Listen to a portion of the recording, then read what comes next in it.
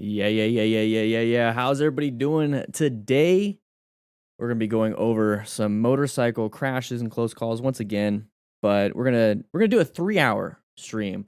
So we're gonna start it off with some Q&A type stuff. We might go back and forth, depending on how things are. Hopefully everybody's doing fine. It doesn't look like any of the notifications were sent out to any of you guys, so it's pretty interesting. YouTube is acting a little funky lately. How you doing, 82? How you doing? How you guys doing? Scarlett, thank you for letting everybody know that they gotta send in those likes. We actually had somebody in from the Discord. Bird got full gear. So quick shout out to Bird for the full gear. That's amazing. Guys, we do have a Discord. It is absolutely 100% free. Look at all the members in here. What's up, Philip? How you doing? 3-hour stream. Yeah, we're gonna have some fun with this one. I got plenty of footage to go over. Typically we have, like 100 likes by now, right? I mean, it's 10-minute intro. Jeez. That's a little interesting. I'm doing pretty good. I've been getting some headaches lately, so I'm just gonna take care of it. I got these glasses that I might be popping on. These blue light filter glasses. How do I look? Got me playing through 2 outdoor speakers with 10-inch. Woo! Yeah. Get some coffee. We're going through it. Yeah, you're gonna have to get some coffee. We're gonna be going over some crashes real quick. We're gonna go to we're in my office right now. If this is the first time you've been here, this is the office. So this is where we're kind of hanging out. You guys can go ahead and take a seat right over there. You guys can go crisscross applesauce right there. But yeah. I do look like a nerd with those things on. How's everybody doing? We got a lot of members in here. See all the green? That's pretty cool. So, if you guys got any questions, anything before we get started, let me know. How was your guys' week? How is everything going on? Hey, what's up, Dark Princess? Magfire, how you doing? Kilroy, Brian, KB390, Danger Ranger. I love it. From the U.S. main. Oh yeah. There's been quite a few things that have been going up lately. So like gear, for instance. If you guys got any questions about the gear, what am I using? I'm using Audio-Technica AX50s. Audio-Technica AX50s. I've been looking to get some more gear lately. What do you guys think? What kind of gear should I get? What kind of jacket? I'm getting ready to replace the Fly Cool Pro. I do have a Reacts jacket. Philip, yeah, it does look pretty nice, huh? I do have a Reacts jacket, and I kind of like it. I have the Reacts gloves, the Tasker gloves, the leather ones. Really like it a lot. Very simple, easy, pretty cheap too. Got them at Cycle Gear. Ducky Killer, how you doing? Yeah, these headphones are amazing. I'm looking up some new stuff right now. I'm looking up some gear right now on RevZilla. Trying to think of what type of gear to get. If I'm going to get a new jacket, why don't I just get the Tech Air 5? The Tech Air 5 system. Might as well. I mean, the Tech Air 5 is $700, and I can fit it underneath my jacket, but I don't know if I should get it. Yeah, honestly, if I'm going to get a new jacket, if I'm going to get anything like that, I'm going to go ahead and get an airbag vest. What's up, ZX10? How you doing? Kilroy just bought some Built Storm 2 pants, super comfy for warmth and fully waterproof while being breathable. Yeah. A tax write-off. It's business purchase. It's a business purchase. I do want some new boots. I love my pants. I love the pants that I got. The helmet I like quite a bit. The jacket definitely have something there. If I'm gonna get a new jacket, I'm probably gonna go for an airbag vest. They're pretty pricey, but I do believe that they are good for what they really are. I mean, $700 just for the system, but if you want the full jacket with the system in it, I mean, we're talking like easily $1,000. I don't know if I have that much money. You know what I mean? 2019 Honda CRF 250L to begin. Ooh, fresh smoothie. Yeah, yeah. I look like a giant. No, I just got a tiny. This is a kid's desk. Yeah, yeah, yeah. I've been growing. I've been growing a little bit. This is a kid's desk. It's really nice though. Looking at gloves, think I should look at youth size gloves? It depends. I mean, how small are your hands? How small are your hands? Should you get youth size gloves?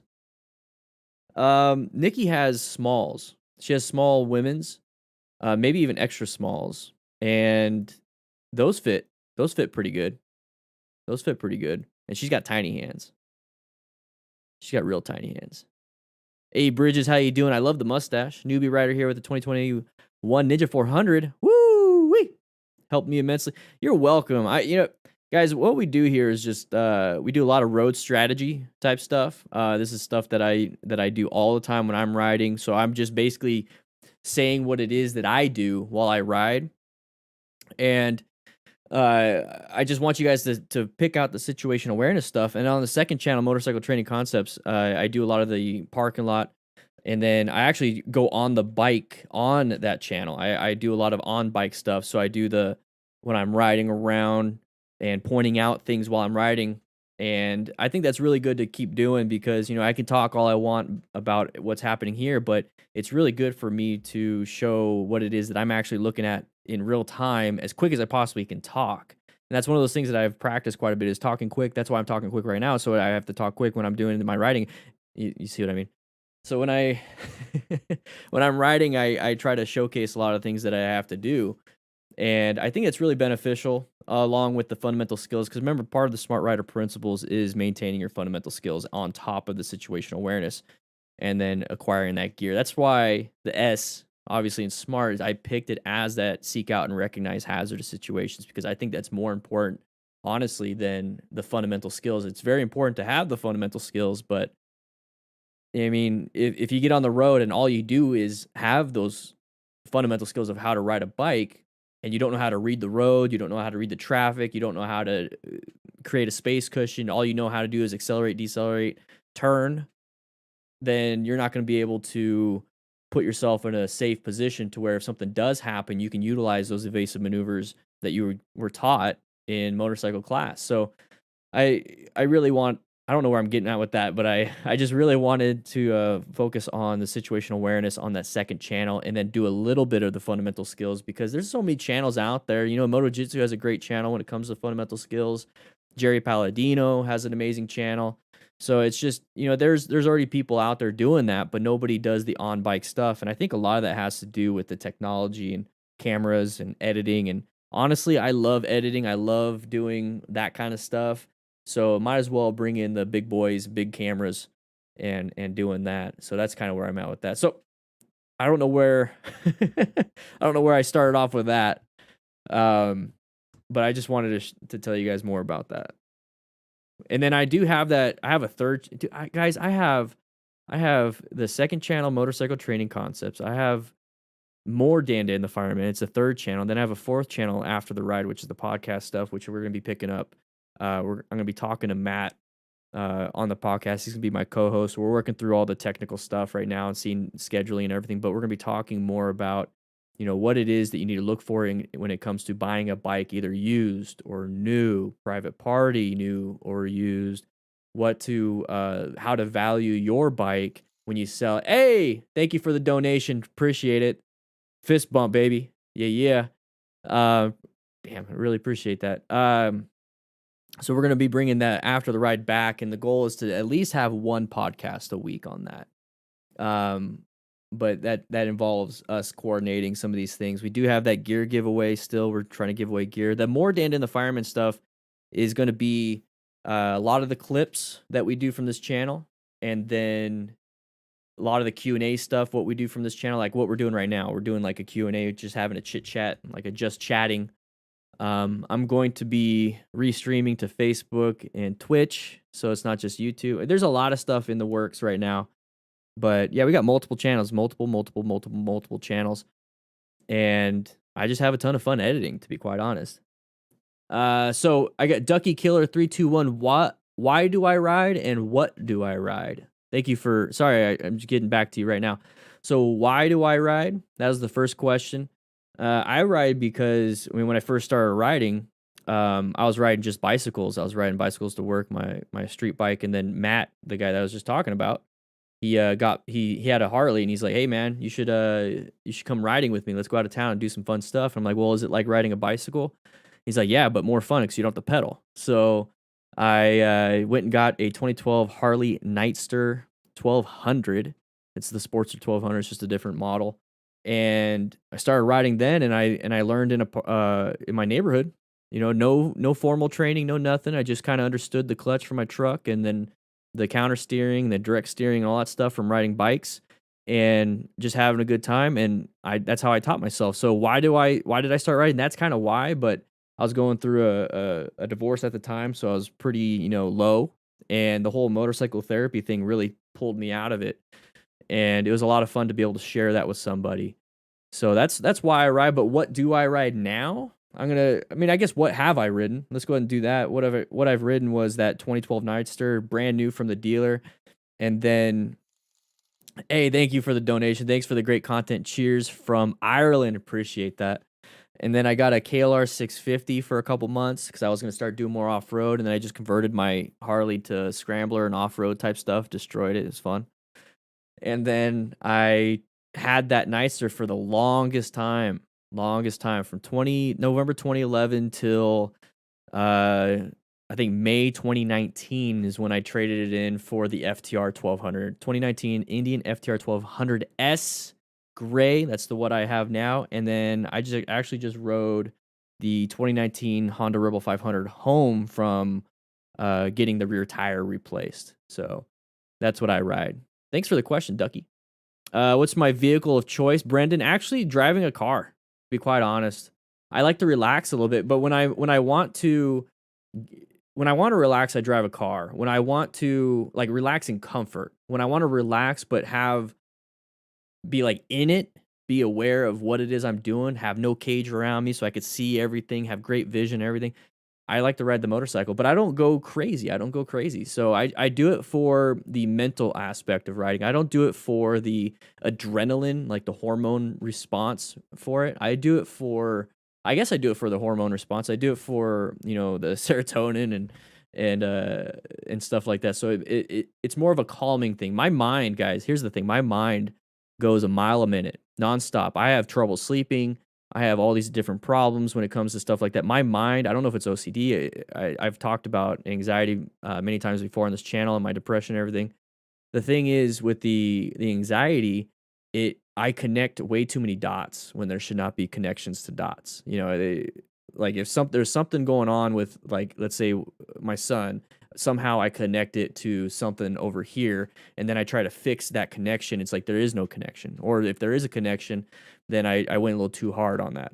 So for me, when I go riding, it allows me to remove all thoughts and connections, and all I am is connected to the bike, connected to the road, connected to the situational awareness, and that's kind of where I'm at when it comes to that. I don't know what the question was, but I like to just keep going. So the vehicle of choice, that's what it was. So that's kind of where I'm at when it comes to that. That's where when I'm reminder to speed limit, reminder to join the DDF Discord server, free to join, a great place to chat. Also remind Scarlett that it's okay to be jealous of my Vulcaniness. Guys, the Discord is absolutely free. Thank you so much for the $20 donation. I really do appreciate it. There's the link for the Discord if you want to join. There's 5,000 people in there. We're gonna get to the class real quick, guys. We're gonna get to the class real quick. I just wanted to do some fun stuff here. Thank you for all the questions. If you ask a question during this process right here, what I'm gonna be doing is putting this up on the second channel or the third channel, whichever one I guess it is. The more DanDanTheFireman channel. We're almost at 500 subscribers on that channel. So guys, go ahead and check it out. Let me go ahead and get you the link. I didn't even showcase the link. It should be in the description. If it's not, yeah, we're at 351 subscribers. So I just posted the link. So click that. go to that channel, come back. The Q&A stuff, if I feel like it's something that is going to benefit everybody, like if you ask me a question about gear and I'm able to answer it, I'll put that up on that second channel type stuff. You know what I mean? The skills won't help if you don't know when to use them. I think it's what you're getting at with it. Exactly, Derek. Thank you. Your track R3, the guy who bought an F4i as a first bike and realizes too much. Don't let anyone tell you 600s are slow. No, they are not slow. They're actually pretty dang fun and fast. Let me go. Let me catch up. Let me catch up. Thinking of upgrading to a 600. Love my Ninja 250, but I feel like I'm ready for more. Should I get an R6 or a Gixxer 600? Whatever's comfortable to you. So, great question. Thinking of upgrading to, this is where we could start with the second channel stuff. Thinking of upgrading to a 600. Love my Ninja 250, but I feel like I'm ready for more. Should I get an R6 or Gixxer 600? So here's the thing. If you feel like you're super duper comfortable on that 250 and you're like, man, I could go more and more and more, what is it that you feel like you can go more and more and more on? You want more speed, you want more pickup. So like if you're at a stoplight, you want to be able to just get to the speed limit as quicker than what you're normally doing. The 600 is gonna be great for longer distance stuff. So if you ever get on interstate, the 250 is not gonna be as good as a 600. The thing is, with the 250, have you really maxed it out? Have you truly put it through its paces? Have you taken an advanced class with a 250? And don't feel like people are going to make fun of you because you have a 250 in an advanced class. Here's the thing. You could probably like do anybody on a 250 with great training. Your fundamental skills and now going to an advanced level of skill, you can outrace, you can outdo whatever a lot of people on 600s and 1000s if you know how to work that 250. So you're going to have a new level of appreciation for that 250 if you go through an advanced class. And I'm assuming that you haven't yet. So I'm kind of going through this Kilroy 93. If you go to an advanced class, you learn trail braking, you learn all these things, you have this feeling right now that you feel like you can go to a 600, you want to go to the 600, but then when you take these advanced classes, you get this bonding, like you feel bonded to the bike. There's a class called bike bonding too. And you're going to be like, man, I want to keep this thing. I have so much fun on the 250. And then you're going to realize when you go to like a higher CC bike, you're going to be like, oh, it's fun. You know, I got these advanced skills, but it's like, I feel like the 250 is almost a toy, a fun toy versus a motorcycle. Whenever you get to the higher CC bikes, you're like, okay, this bike is way more talented and powerful than I am. I love the feeling of control and power and basically just straight up control of the 250, and you can just move it around. So the best way I can explain it, hopefully that made sense. I like to go over multiple different ways of explaining something because who knows, you might relate to that, maybe not. But what I do is just now when I rode the 500, the Honda Rebel 500 home, I'm used to the Indian 1200, the FTR 1200. I'm used to that, and I love it. I absolutely love it. It's the perfect bike for me. But then when I get on when I get on the 500, I'm just like, oh, I just feel like I have absolute control with my skill. My skill has almost outpaced this Rebel 500. And that gives me massive confidence, massive confidence. And when I have that massive confidence, it's more like, okay, I know exactly what I'm doing. I know what this bike can do. I can put it through its paces. I know its balance points. I know everything. With the Indian, it takes a little bit longer to get there because you do have a very sharper and quicker throttle response. So a 600, you're going to have a quicker throttle response compared to the 250. You're just, if you possibly can, financial wise, have both, have both. Because you can always turn the 250 into a trainer bike, and especially if it's just an upgrade in CCs for the same kind of model, perfect. You have a trainer bike, and then you have a bike that you can ride around in town. So with that trainer bike, put some protective gear on it, put some cages on it, do all these different things. And then on the bigger bike, maybe do the same, but now you have a trainer bike. And then it comes down to the smart rider principles with teaching and mentoring. If you have somebody that doesn't have a bike and want to learn, boom, you got a 250 right there. So there's all these different reasons to have a lower CC bike. I'm actually looking to get a 125, a Honda Monkey or a Honda Trail 125 because I just want to have a 125. It's not going to take me out of town. It's not going to do any of these things, but it's going to be so much fun. I'm going to have full control. Absolutely love it. Absolutely, absolutely, absolutely love it. hopefully with all those different stories, I was able to answer that question. Last Chaos, how you doing? Thank you for loving the channel. Danger Ranger trying to buy a new 1-year-old bike stock from the dealer. You can get some good deals on last year's models. So just be aware. What do I think about the best cruiser under 13K? What do you think about the Indian Bobber? Indian Bobber is an amazing bike. The best cruiser under 13K, Kawasaki Vulcan S, maybe an Indian Scout 60. The Bobber, I absolutely love the Bobber. I would replace the seat. I feel like my butt was sliding off the seat when I did the demo event. And that's another thing AIV is go to an Indian motorcycle demo event and you can ride that, and then you're going to realize, oh, okay, maybe I like it, or oh, hell yeah, I want this. Now I'm solidified in my choice. Victor Oscar, have you ever done stunts on the bike? Nope. No. I wouldn't mind trying it because I feel like having more control in a different arena would be cool. Any tips for going an epic beard, JB? Massive amounts of testosterone, and that's pretty much it. Milk allergy tied to racing thoughts and migraines. I think, Victor, are you the one that posted on Twitter? I don't know if I have a milk allergy. I don't drink a lot of milk, and I don't eat a lot of milk products, so I don't know if that's the case. I think it's eye fatigue. A Bridges, same thing, man. Richard Moss, exactly. 2-hour ride is like vacation.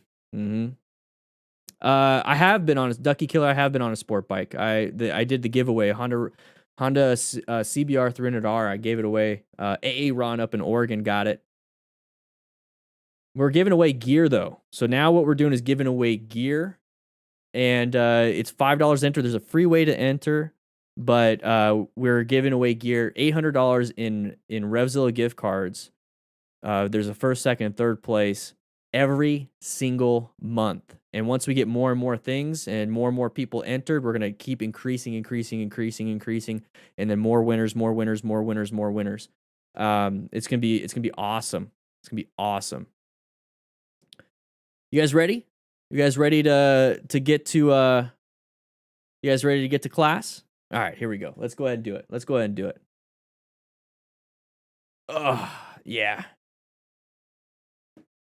You guys ready to talk about some motorcycle close calls? Let's get this going, guys. Let's get this going. No notifications were sent out. It's pretty interesting that that's the case. So if you are here and you weren't notified because you're not a subscriber, make sure you click that subscribe button and click that bell notification if you didn't get it. I do this every week. The goal is to do it every Friday, and we might actually be updating or doing more because I feel like this is the perfect opportunity. I love just talking to you guys over the internet because of this whole COVID thing. So I'm having a ton of fun doing these live streams. So we might be bumping it up to twice a week. I will be doing it again this week coming up. Not on Friday though, because of Thanksgiving and everything. So we will be doing it again pretty soon. Okay. So we're going to go ahead and get over here.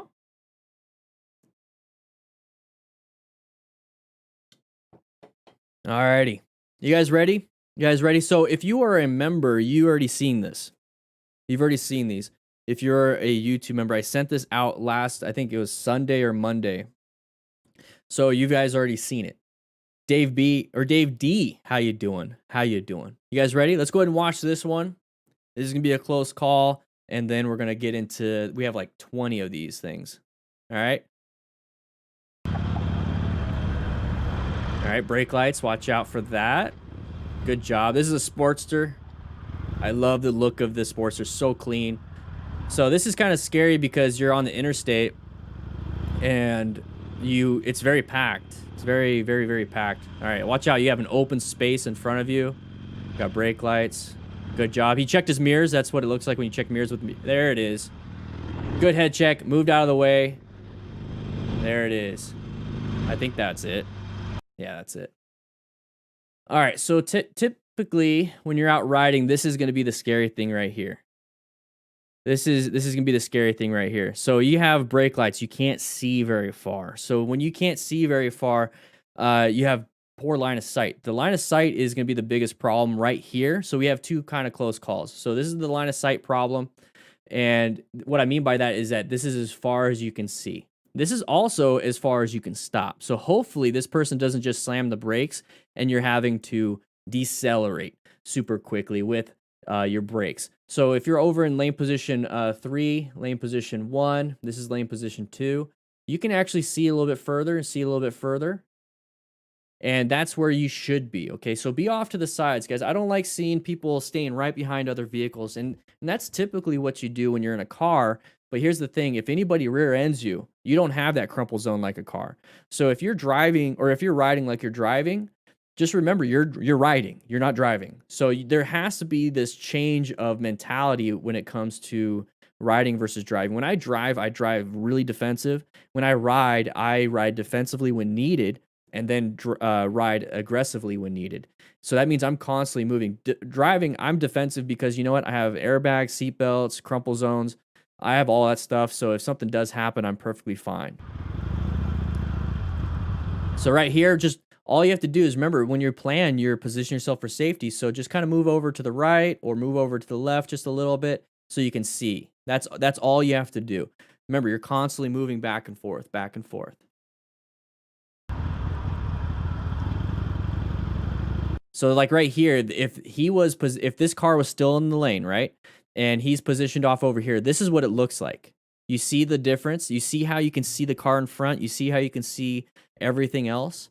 That is positioning off to your side. See how his tires, the bike is in line with that right tire.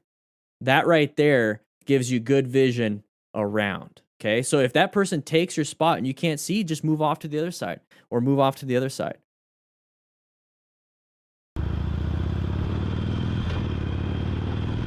Right here, this is what I'm concerned about is that we have this big open area, okay? Now, this is a good space cushion, so have it. Keep it, keep it, keep it, keep it. Now, here's the thing, though. If you keep a space cushion like that, you have people that want to come in there and possibly take your space cushion, and that's perfectly fine. Roll off that throttle so that you remove yourself from that situation and you increase your own space cushion once again with somebody new. Now, if people just keep coming in and you're constantly having to do this, that's fine. Move over to another lane or something. Either way, you're going to keep a good space cushion so that you can slow down, stop, swerve, buy yourself some time in all these situations. So take a look at this. He's going to take that spot. Did a great job when it came to moving over to the side. There it is, head check. Nobody there. That head check is going to give himself, a good orientation to move. Okay, remember observe, orient, decide, and act. Plan, position yourself for safety, locate hazards, adapt to hazards, navigate threats. Him being able to know where things are at allows him to move. Okay, a lot of car drivers feel like they know where things are at and they just change areas, change lanes, but they don't know because they have blind spots. We don't have a cage that blocks things, so if we do this, we can see everything, especially with our peripheral. Remember, guys, when we're over here with the peripheral, so I could see everything. Okay, so I could see the screen right here with this. So if I'm riding and I do this, I saw you guys. So the whole thing when it comes to the peripheral vision, utilize your peripheral vision so you can see objects. So if there's an object, obviously there's something there. You know, the road is open, no one's there. So train yourself.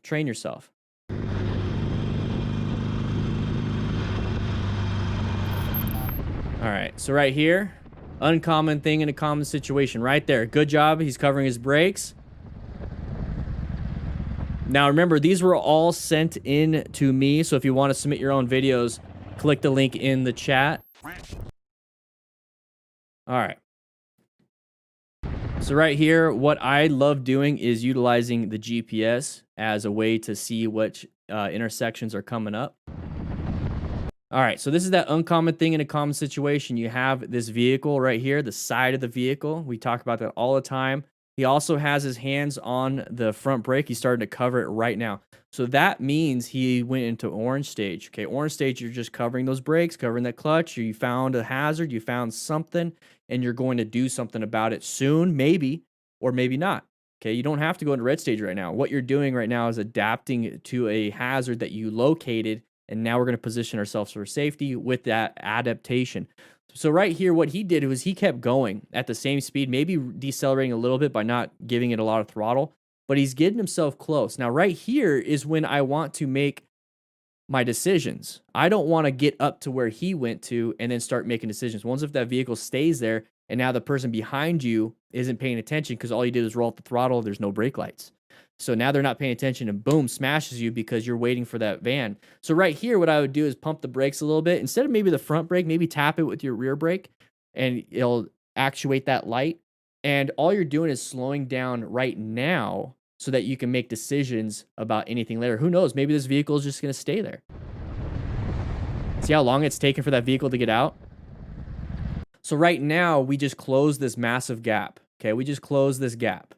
And this is what I'm trying to get at is that now what do you do? If something emergency happened, what do you do now? You saw it back there. So how about we reduce our speed and just kind of wait until we have this clear opening? Okay, there's no rush. You don't have to rush to get in. You don't have to do that. But overall, great job. He saw the hazard. He witnessed it. Now, you don't have to pass. But, all right, nighttime riding. This is a very scary situation. It is, oh, sorry. Let's go ahead and go back to that. So, nighttime riding, very scary situation with a yellow light. Oh, shit. So, we got somebody that just decided to run that red light. So, right here, I just want to point out this one spot right here. This right here I absolutely like about what this rider did. So originally the rider was over here in lane position 2. Here's lane position 3. This is lane position 1. Let's just do this. 1, 2, 3. Originally was in lane position 2, but we're getting up to this yellow light. And then he moved over to lane position 3. Now, I say that all the time. There's multiple reasons why you should move over. One, you have that oil that's being dropped from cars in lane position 2 at red lights, at stops, at everything. So if you stop there, you might be able to stop there, but then if you accidentally take off and give it a little bit too much throttle, that rear tire is going to spin on some oil. You might lose some traction, or you stop there, you put your foot down, your foot loses traction, and you dump the bike, possibly, maybe breaking an ankle. It happens. That is what those 2 reasons. The third reason is exactly what happened here, is that I will put myself almost in a lane filtering position off to the side, because if any dum-dums decide to not stop or slow down, hopefully they're going to go ahead and go around me. That's going to give them the opportunity to have an escape path. Okay, remember, car drivers don't want to hit anybody. They need escape paths, but the thing is they need big ones. We need small ones. So if you give them a big escape path, if they're being dum-dums, they will take it. So path of least resistance, that's something I learned in firefighting with smoke and everything. So path of least resistance is what they're going to take, hopefully. So he moved over to the side and stopped, and then we got this truck that's going to go, okay? So good job on this rider for positioning himself for safety. I used my GPS exactly for that reason right there, so I can see what's happening. He did a great job. Oh, shit. All right, going around a blind corner. Can't see. He's slowing down. Good. 40 instead of 60 again. There it is. Right there. Yep. Good swerve, baby. Good swerve. All right, let's go back just a little bit. So right here, this is what I'm talking about. We have a blind curve coming up. So right here, I'm really concerned about anybody coming out. Now, they probably have a stop sign, but still, I never trust that. Remember, line of sight, this is as far as we can see. We can't see past this wall, so if anybody's going like that, got to be very careful with that. So in that situation, what do? Well, we're still straight. We can apply the brakes and do some emergency braking in a red stage maneuver. So that's the situation I deal with right there. So you see how this is a blind turn? Think about that when you're out in the twisties, okay? When you're out riding in the mountain, you have trees, right? But right here, we have in-town stuff, okay? So we have this wall right here. Now, what is our escape paths? We go into oncoming traffic, or we hit the wall. So in this situation, go slow. Go slow. Don't assume no one's there. Always assume somebody is there, so you're going as slow as possible with your skill, okay? Maybe his skill is really high, so he's able to stop in the middle of a turn like this. All right, as soon as you see that, you can kind of gauge, the speed of a vehicle, because we're motorcyclists. We know what we're doing here. So you can gauge if he's going fast. If he's going fast or not slowing down, that means he's continuing. If all of a sudden he's just stopped or he started to slow down a little bit, more likely he's getting ready to do something. And then right here, what we have is an intersection. So if this person is slowing down, they're making a choice to do this or this, okay? So if that's the case, one of those options is going to give us a bad situation of a path of travel violation. So right here, we're in the middle of a turn. It's pretty scary. What are you going to do? Well, you can straighten it up and apply the brakes, or you can continue on right here. And as soon as you see this, you can squeeze the brakes even more if you started to do that during trail braking, which is, you don't typically do that during in-town stuff, but you can. It's going to help you out if you learn that. But right here, you see the tires starting to turn, and this person's making that choice. Now, if they stop, great. But I don't trust drivers. So in this situation, you have a split second, and I mean it, a split second, to be like, where's my escape path? Can I make this turn? Can I do this? Can I stop in time? You never know. Ted Fisher, thank you for the $5 donation. Appreciate it. What can you do? And those are all things that you should practice when you're out in a parking lot, utilizing your situational awareness and fundamental skills combined. Okay. So right here, he's going to go ahead and swerve. He made the option. He made the choice to swerve. So now he's away from that hazard. Okay. So he swerved left. Okay. And he's away from this hazard right here. Okay. Hazard, boom, done. Actually, it's a threat. He navigated threat, done. Now what do we have? We hit this curb. We have another threat, another hazard that we have to swerve around. So it's not just about swerving once. You have to swerve again to get back into that original path of travel you're in, unless you can continue on with that swerve, whichever way you're going. So right here, he did a great job of, oh crap, I got to do something because now I'm going to hit the wall. How many times have you seen a motorcyclist or heard of a motorcyclist trying to avoid an object, avoid a car, but then hit a rail, hit another car, dump the bike, hit a secondary threat, hazard, object, whatever it is? That right there is what's getting people. They can swerve out of the way, but they don't swerve back because they're focused on what happened right there that they got around. But now they don't know what to do because their escape path was only one item at a time, one spot at a time. You have to look really far ahead. You have to look 4 to 12 seconds ahead. So it's like I swerve around here, but I know 6 seconds ahead from here that if I did that, I would have to swerve around this. So you have to have a game plan. So he did a great job, though. Amazing job. Swerving left and swerving right. Watch this. Swerve left, swerve right. Kept himself on the road. Amazing job.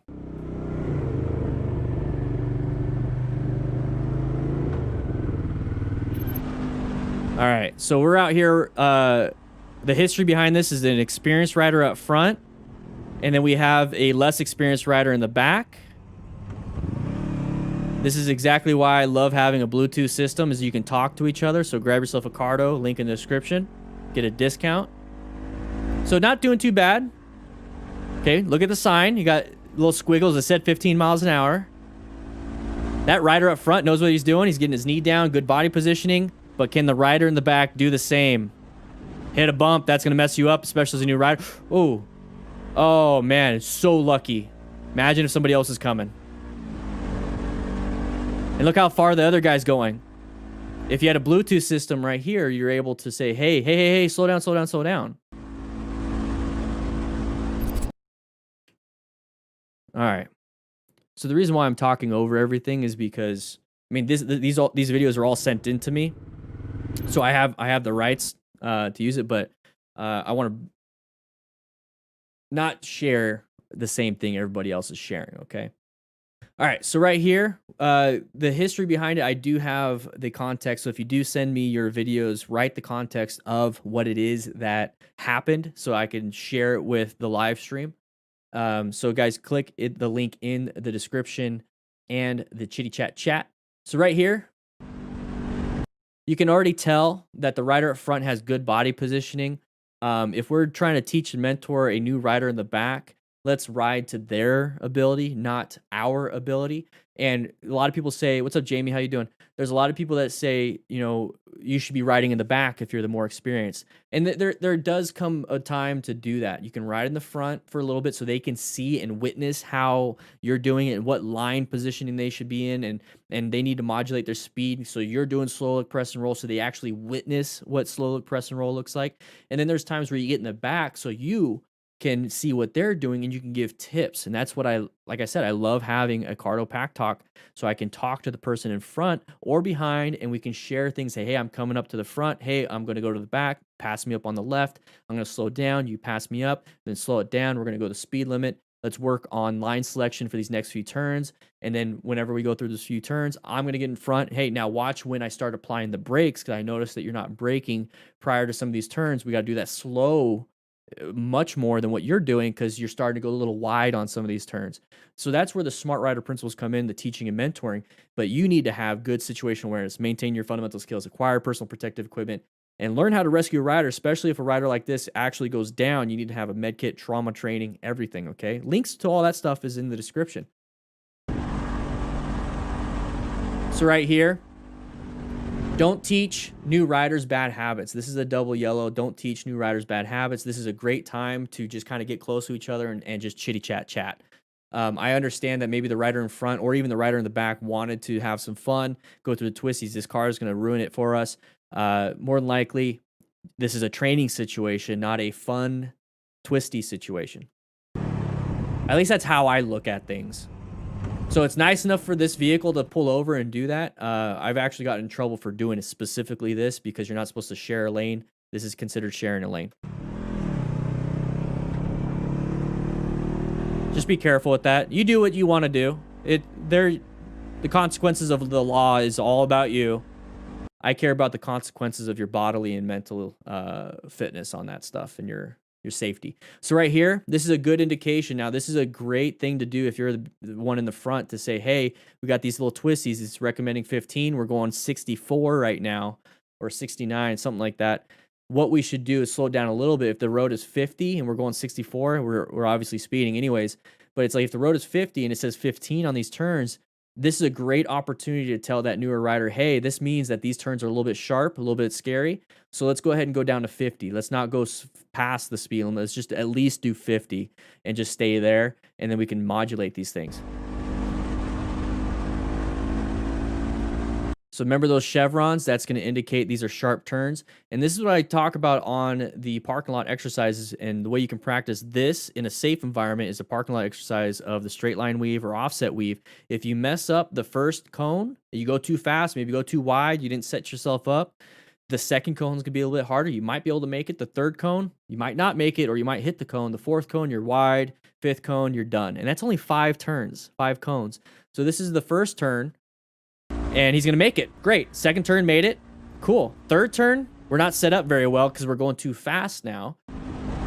That bump, you can never really anticipate a big bump like that, and that's going to jostle your handlebars, and as a new rider, you're going to get freaked out, okay? As a new rider, you're going to stand it straight up because that is the most stable the bike is, and you can't stand it up in a turn like this. This is why he went wide.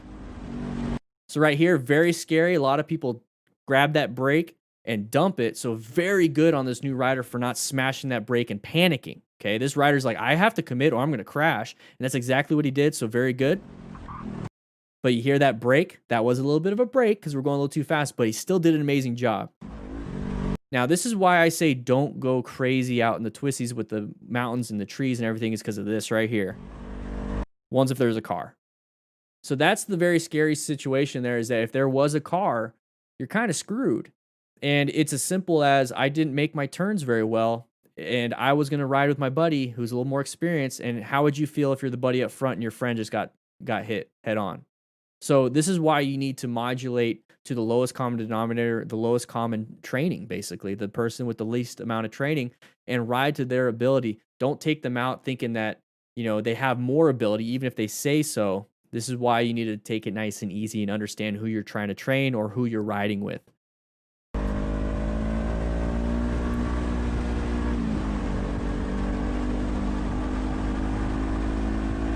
Did a good job though.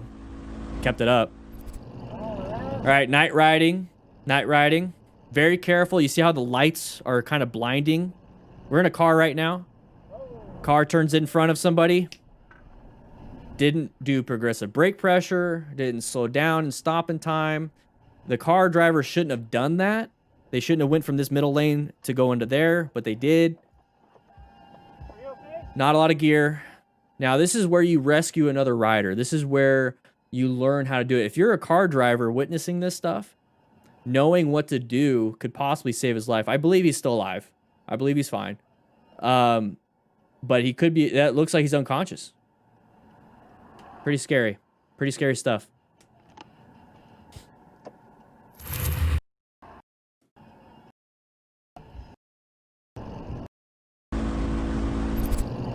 All right, so we have multiple people riding. I don't know if these people are together. They quite possibly could be. When you're side by side like this, your headlights actually create a lot of vision, so that's really cool. I like to ride side by side at night because of that massive amount of vision your headlights put out. If I'm by myself, I use brights. I use my high beams. I don't care because I need to see. I don't care if I'm blinding others if they're in the other lane. You know, it's just the way it is. So you have a car up ahead. It turned left into that middle lane. It was in the right lane, and I think that was to pass that other motorcyclist. And what's happening here is the motorcyclists that are about to collide, the one that's about to collide, are going faster than the normal traffic, and quite possibly the driver just did not see him. Remember, we have just the single headlights, and it looks like we blend in with all the other lights. Look at all the other lights. And there's the impact, okay? So he is going too fast for what he can do. He's not situationally aware. Maybe he's just cruising, has music on, and he's just like looking forward. He sees the person in the middle lane. He's just going to go. He doesn't witness the brake lights. Remember, brake lights mean they're making a decision. There's absolutely no reason for a car to use the brake lights right here, especially when there's a green intersection coming up. There's no reason to. So that's that uncommon thing in a common situation. They're making a decision to go left, to go right, or stop because there's an object in the path of travel of that car. And if that's the case, it could be in your path of travel. So you be very cautious. As soon as you see brake lights, when there's not supposed to be brake lights, orange stage, prepped and ready for anything. But sometimes this stuff happens. Sometimes it could happen to you, even with the best situation awareness, the best fundamental skills. So what is it that you can do to minimize potential life-threatening or life-altering injuries? Wear full gear. Make sure you wear full gear, okay? Wear full gear. Because right here, it could have been mitigated. Could have been mitigated quite a bit with full gear. Full face helmet, impact protection on the shoulders, elbows, back, your legs, hips, boots, gloves, all those things. Very, very important to have full gear. And if you don't have full gear, I mean, we have a giveaway going on. I mean, you could potentially win at least $400 in Revzilla gift cards to buy yourself some gear. Another thing is if you see somebody like this, it's always good to have medical training because you could potentially save their life.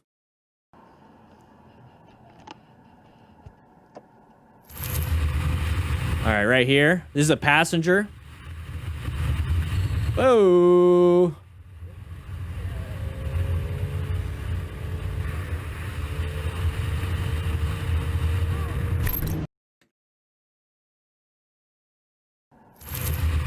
Right here.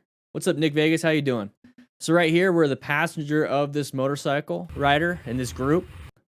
So you can kind of see it at the very tippity top. This is a group ride. This is a group ride right here. So that right there lets you know kind of the idea of what's happening, okay? So we're staggered. Very good staggering of everything going on here. So now let's go ahead and move this out of the way. So now they're not staggered. So why are they not staggered anymore? So what's the point of being staggered, guys? What's the point of being staggered? Is that we're like this, okay? So we're like this. So we're staggered. So if at any point there's an object in the path of travel, let's say this vehicle right here. So there's like something right here. So we're riding, they can do this and then get back in their spot. They can do this and get back in their spot. That's the reason for being staggered. Okay, if you're side by side and there's an object right here and you do this, I don't know which hand I did it. So right here, yeah. And you do this, you're going to hit the other rider. So that's why you're staggered. So you can almost do this if you needed to, and nobody's going to collide with each other. Okay. So that's the point of being staggered, is that you're going to be able to do that. So if you notice that there's somebody not staggered up ahead and they moved out of the way quickly and abruptly, there's possibly something in the path of travel. And this is where, like I said, having a Bluetooth system, guys, if you all have the Cardo Pack Talks and the Slims or whatever, you have that mesh system. So you can, this rider right here can talk to the passenger, and both of these can talk to that person and the person over there and the person over there. You can connect quite a bit of people to the system.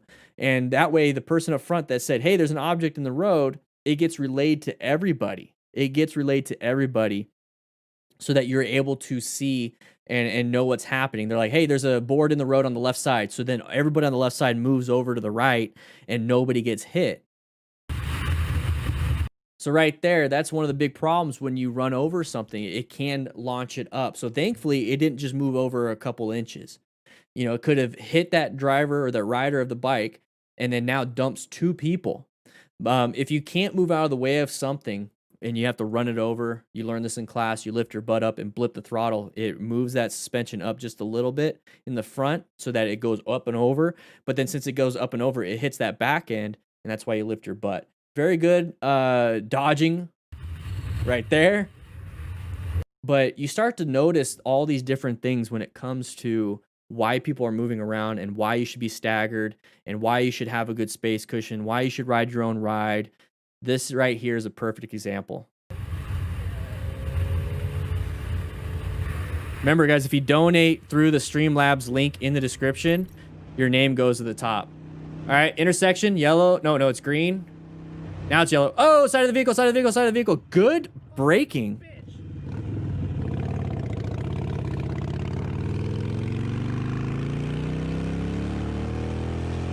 All right, let's get him. Just kidding. Don't do that.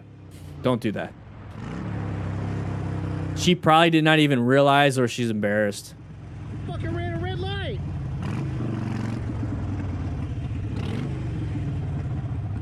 Fucking bitch. That's not nice. And yeah, John, I do repeat a lot because a lot of these situations, guess what? They're the same problems. They're the same problems. And if you just understand the fundamental skills and there's like a few things, few patterns that you need to know, then you should be golden. Your risk management, that's what we're doing here. We're doing road strategy so you can assess the risks of riding, know what it is that you have to do to prevent a lot of the risks and factors, and that's part of risk management is you're managing the risk with training. So I just go over the same stuff over and over again. If you took the same BRC class every single day, you're doing the same thing every day. I'll change it up though sometimes. There we go. So right here, we got that side of the vehicle. We have multiple factors here and there. So we have that, we have that. So intersections, we should be in orange stage. We should get ready to decelerate or swerve if we have to. This hand should be covering the brakes. We should be prepped and ready for things. Now right here, this is basically, we see this guy's not slowing down. We have to either stop or slow down before the intersection to allow this person to keep going across because they're going to go anyways. They're going to go anyways. And that right there, thankfully he didn't dump the bike. Because that's how close we got. That's how close we got. Very, very, very, very, very close. And we're going 50, 10, 20, 30, 40, 50. We're going 50 and a 40. Okay, we're going 10 over. So that could also play a factor. There's a lot of things. There's a reason why. I mean, traffic and civil engineering and the engineers and all the scientists and all those people that come up with intersections, come up with what speed you should be in, the road construction, everything. They have determined that 40 miles an hour is the speed you should be going based off of this spot in the road. Okay, the road could go to 50 later on. But the reason why I did this is because we need to be able to slow down and stop in time. And you notice that at 50, we're about right here. Okay. Now, what I want you to see is that if we're going to 40, we probably would have slowed down sooner than that. But that's not going to be the biggest thing. Yeah, it looks like ABS might have kicked in. If it has ABS. This might be an ABS bike. So right here, I want you to see his hands. I want you to see his hands. We're doing the whole grab like that, okay? When we're doing a grab like that, we're very lucky in this video that we're not going to dump the bike and lose traction on that front tire. So what you do is when you're coming up to an intersection, you already have your hands covering everything up front. So then all you have to do is just kind of squeeze a little bit. Okay, just squeeze a little bit. Instead of doing this and having to be gentle once you touch and then squeeze, because you're already doing this. So make sure you're orange stage and already prepped and ready. So then when you see something like this, you're just kind of squeezing. ABS kicked in. That's why it's probably bumpy. That's probably right, Scarlett. But overall, good job. And that's the thing is the main takeaway is going to orange stage, and all you have to do is slow down enough to allow that vehicle to go. Orienting yourself to time and space is very, very important in a lot of the things that you're supposed to be doing. It's an option on newer irons. Well, good. Harley needs to get it with the times. All right, night riding once again. Low visibility. I see a side of the vehicle. See the lights? There it is. Good swerve. Whew.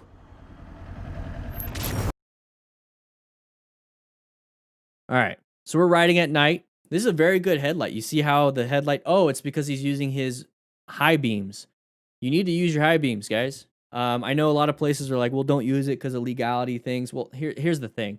If your low beams are so terrible that you can't see very far, you can only see 2 seconds ahead of you, use your high beams. And that also lets you know, hey, I need to upgrade my lights to possibly LEDs or adjust them so they're not shooting straight down. They need to shoot out exactly where they're supposed to be going. All right, so right here, you kind of see it. Right there. Okay, you see the tail light. Now, one of the things that I'm really concerned about is why is there brake lights? That's not a brake light, that's a running light. But why is there brake lights? Why do I see lights right there? I orient myself to the situation. I see that this is a parking lot. I have a feeling that there could be a possibility of a vehicle coming out of this parking lot. We're in a good position right here. This is a great position. We have good space cushions from here. We have a great escape path from here. We can decelerate here. I don't see anybody in our mirrors. So we're overall in a great position. So we're positioned for safety. Right here, it's like, well, why is there this headlight or this light situation coming here? Because this car is going this way and the headlights are not pointed there anymore. And I know this vehicle doesn't have lights that shoot off to the side. So more than likely, this right here is going to be because I see the tail light right here. So that you have a light shining and you have a tail light. Okay, so you have a light shining this way and you have a tail light right here going this way. So if that's the case, what's in between is the side of the vehicle. So what's in between is the side of the vehicle. So you know somebody's trying to come out, and who knows, maybe this person's stopping because he's waiting for that person, or he's stopping because there's not enough room for him to turn in. So he's going to wait. Very scary situation. He's in a good spot. He's not going super fast. He's riding within the conditions present, and he has an escape path to the left. So did a great job on this. So right here, there's that braking, the deceleration, and that's fine. You can decelerate and swerve. So brake, then swerve, or swerve, then brake. If you're very skilled, you understand how to do it correctly with an advanced class, you can swerve and brake at the same time. It's kind of like trail braking. But don't assume that you can do it. You need practice. Same thing with the normal swerve and normal braking. So he's decelerating to buy himself some time. That's a typical response. I got to stop. Me, I like to swerve and juke things, okay? As a soccer player growing up and playing football and everything, you don't just stop. If something's coming at you, you don't just stop. You have to juke and swerve and go around things so you don't get hit. So that's what I grew up with. So as soon as I see something like this, I will probably brake as a natural response, but knowing split second, because time kind of slows down, is that you need to get out of the way, because this is a path of travel. He's going to be like right here, and you have to get out of there. So thankfully, he positioned himself for safety. Imagine if he was over here in lane position 3 earlier and had to do a crazy swerve. So this is why this is a great position, did a great job. And if you didn't do any of this stuff and you did collide, have full gear. Come on, guys. Great swerve. All right, Jonathan Hill. Dude, came off my 125 a few weeks ago in the rain, and it really knocked my confidence. Your videos helped me regain confidence riding again, especially braking techniques. Jonathan, hopefully you're doing all right.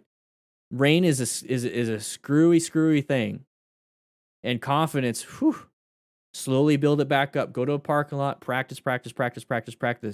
And Jonathan NT700, welcome, baby. Welcome to the crew. Click that link in the Chitty Chat, guys, if you want to become a crew member.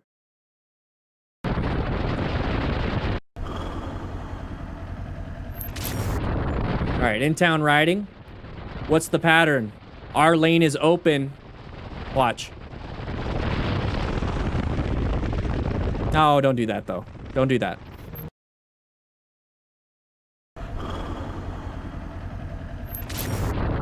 All right, so right here, what we can see is that we have an open lane. This is like a biker's dream right here. Open lane, we're gonna get going. Woo! We're gonna get going. But the problem is we're in town, so probably max speed is 35. So we're gonna go right here. Now, here's the thing. This person is stuck behind a Prius. Nobody likes to be stuck behind a Prius. So this person also recognizes, hey, that's an open lane. I could be in that lane if I wanted to. So when you see this pattern of a vehicle, maybe another vehicle, and then we got this vehicle closest to us, and our lane is completely open, always assume that somebody's going to want to get in there. So what do? Well, I always say stagger yourself, but a lot of people are like, well, if I stay back here, if I stay right here, then I can never get going. Once if they slow down, I got to slow down too. No, the thing is you need to be very cautious going to orange stage right here. So just cover those brakes. You know, you can still accelerate if you want to, but get yourself out of that situation. Get yourself staggered between these vehicles, okay? So there's that vehicle, and you're gonna be staggered a little bit. You can be staggered right here to this vehicle, and then when they come in, it's not gonna be a big deal because all you're doing is decelerating a little bit, and that's all you have to do. So right here, as soon as you see him come in, see how he's crossing that line right there? As soon as you see that, just roll off the throttle, let him in. Not a big deal. They're going to accelerate because they don't want to be stuck behind a slower vehicle. So they're getting into your lane to go faster. So it's not going to be a big deal. They might be getting in your lane to turn right too. So always be careful with that. The rev bomb doesn't do much, okay? And then don't do this. Don't do this, okay? Please don't do that, guys. Don't do that. Micah Roth. His $9.99 is worth more than my $9.99. Thank you so much for the donation. Truly do appreciate it. All right, so we're gonna be riding in the mountains, having a bunch of fun, a lot of back and forth. That's fine. This looks like a lot of fun. Watch out for debris in the road. That's a sharper turn than the others. Oh, low side. He had full gear on.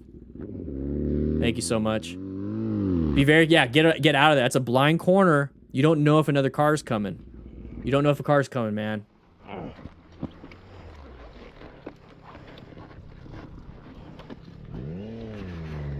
Yeah, do not break mirrors. Let me put it out of the way.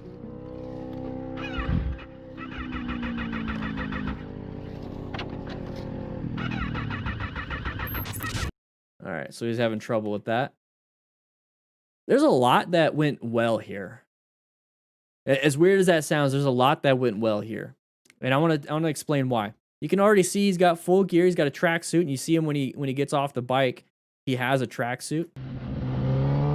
Yeah, it was predictable, huh? Look how much body movement. So right here, he has good body positioning. He's getting in. I don't know exactly what his body looks like. He might be kind of like crossed up. You know, his head might be down, but then his body might be up here. I don't know exactly. But right here, you can kind of tell it's a sharper turn. You can see based off of, and I'm not going to talk about, the best positioning, best everything, but you can see how this right here is basically where it's going to turn. It's going to keep going like this. Okay. So that's a sharp S turn. So modulate your speed, slowly press and roll. If you're advanced, you can do trail braking. But right here, you notice he might be going a little too fast. That felt fast to me.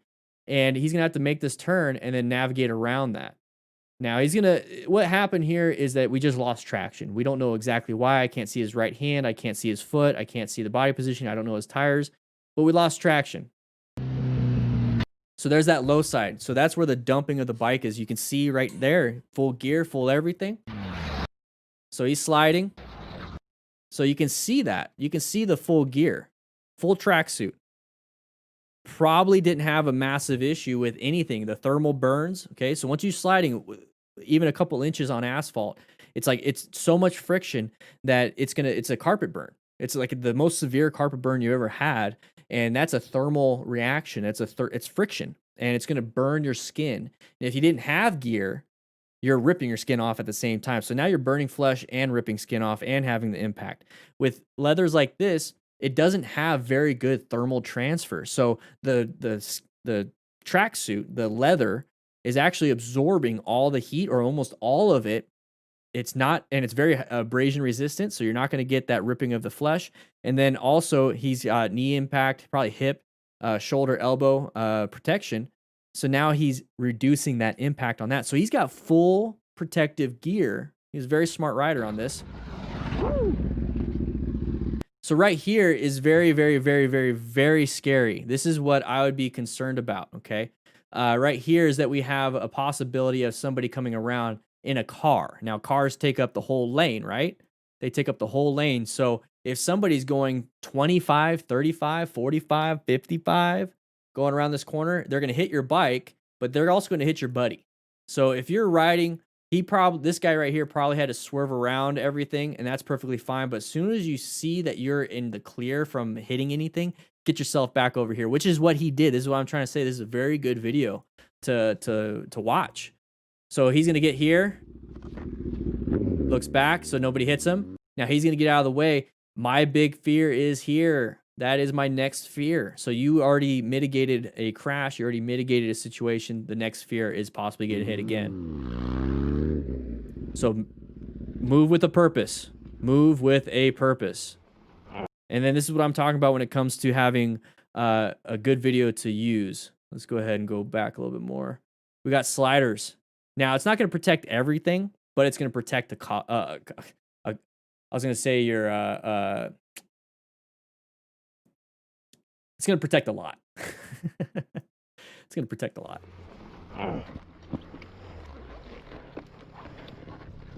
I think I was going to say engine case or something. Surprised his phone stayed. Let me put it out of the way.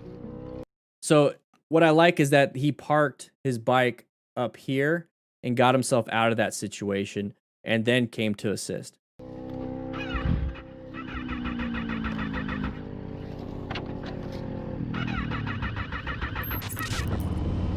Yeah. Totaled my 125 in January ever since I've been watching your videos. This is from Luke Klein Guild. Hopefully I said that right. Today's my 19th birthday. Happy birthday. So I'm able to get my A2 license in the UK. So I'll be getting that ASAP and we'll be getting an MT-07 in summer. Hopefully your help will stop me breaking this bike. Keep practicing. Keep practicing. All right. Whoa.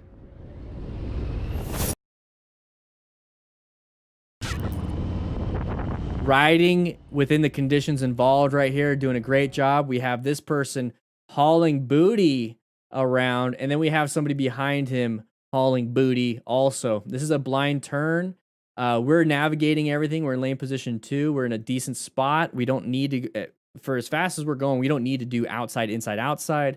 We're pretty much going to do in middle, and that's perfectly fine. Guys, remember, it's not always car drivers. It's not always car drivers. What I don't like is that a lot of motorcyclists are like, well, you know, the cars, you know, FKers, guys, it's the people. They're people. So they're the same people that are riding motorcycles doing this too. So this right here, ego. Let's blame the motorcycle and the motorcycle rider. Let's blame them. It's not just car drivers. Are we just going to get upset at the car behind him? They're probably doing this together. You think they're together? Do you think they're together? Definitely. This motorcycle rider is hauling butt through the canyons, and then this car driver possibly lose traction, slide out in front, and hit us. We just watched that earlier with that beginner rider. We watched it earlier, is that if you mess up, you go wide, you're going to hit somebody in the other lane. This is that situation where there's somebody in that other lane, and thankfully nothing happened.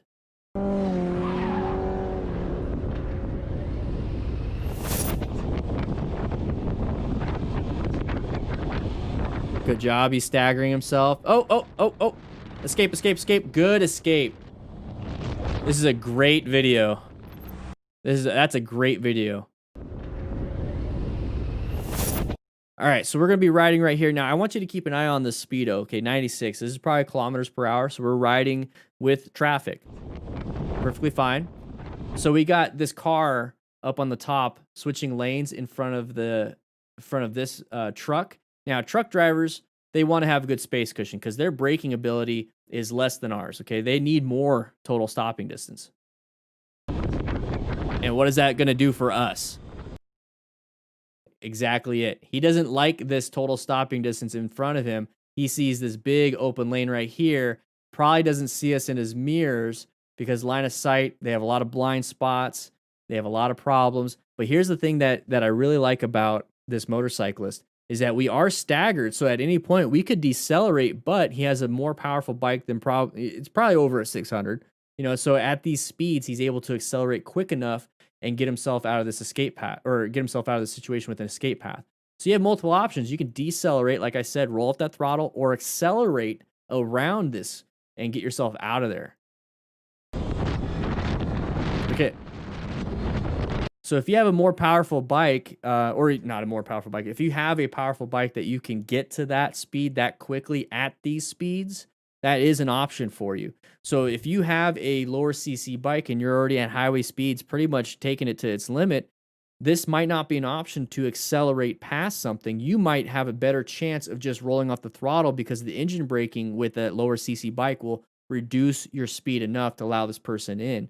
So you have to modulate what it is you can do, what it is your bike can do, and what it is the environment allows you to do. So you couldn't do a lot of this stuff in the mountains and stuff. You wouldn't be able to accelerate just to get around somebody because then you're going to go off the mountain, right? So in this situation, it was a straight line, accelerated, did a great job. These are all sent in, by the way. These are all sent in by you guys. All right, sun in the eyes, be very careful.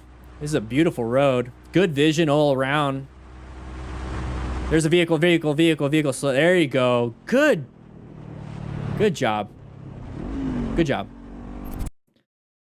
That was actually really good.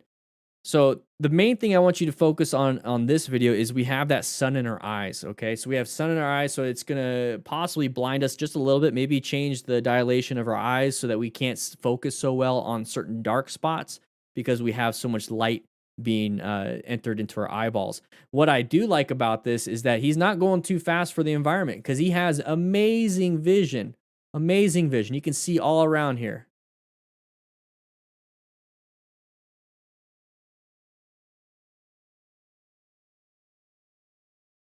You can see all the way around there.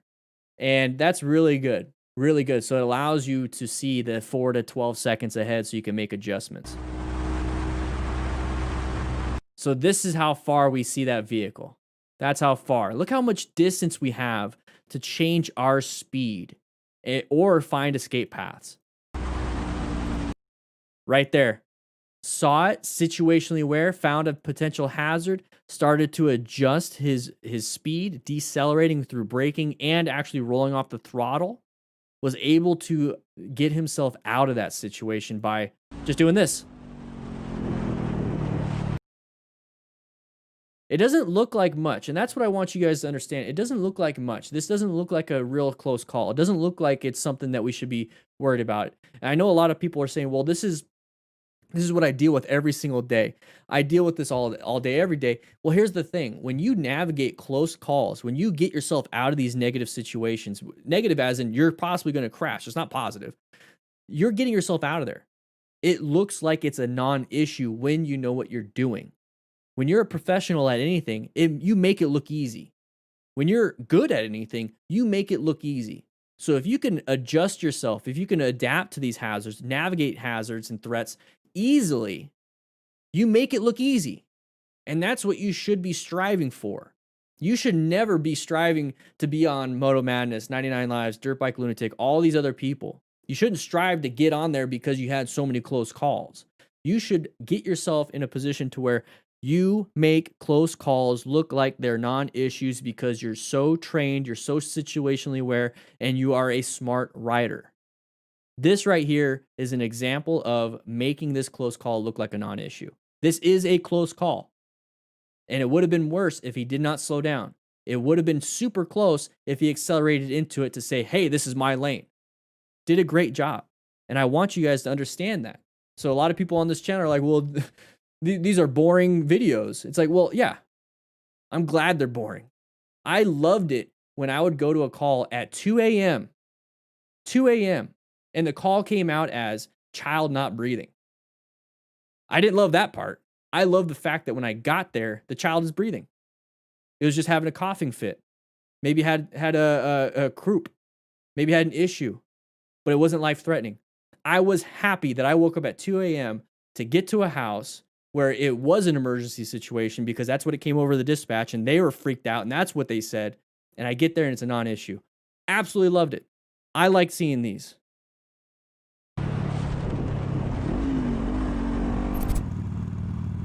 All right, riding a Harley, baby. Yeah. All right, left turner, possibly. There it is. Oh. Fuck you!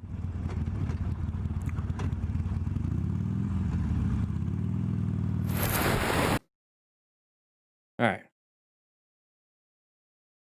You want to get a new Hayabusa? All right, so we're riding around. We have this amazing little Harley Sportster. Love it, love it, love it.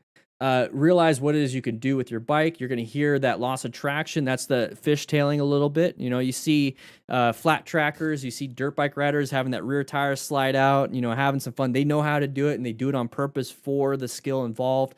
That's why if you ever start on dirt and transition to street, you're pretty much very good. You're pretty dang good. You understand traction loss. You know how to navigate that. A lot of street riders don't know how to navigate traction loss and dump the bike.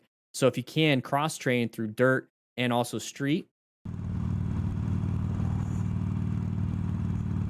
Okay, right here, you know that this vehicle already turned left and is going this way.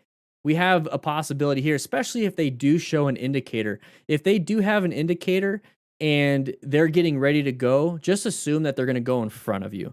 So it's perfectly fine. If you roll off that throttle and he stopped and he's like waiting for you, and you roll off the throttle just to go a little bit slower and you have that front brake covered, it only ruins his day.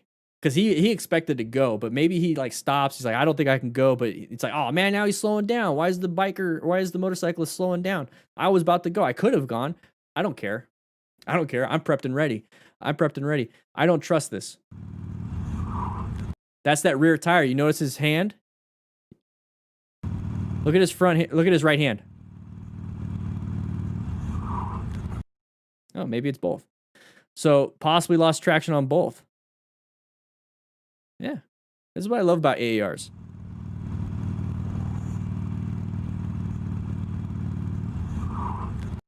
That's that rear tire sliding out. And it's pretty scary. It's very scary. It's going to give you an oh crap moment because you lose control of a machine that you're riding at a higher speed than the human body can run. So your body does not like it. Your brain does not like it. Your eyes don't like it. We have the side of the vehicle start to turn. What do we do? We can just decelerate enough because this person wants to get out of here. We can decelerate. Good job. Fuck you! Just go on with your day.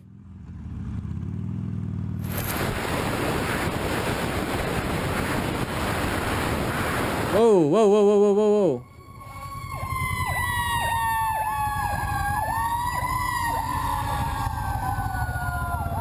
That's scary.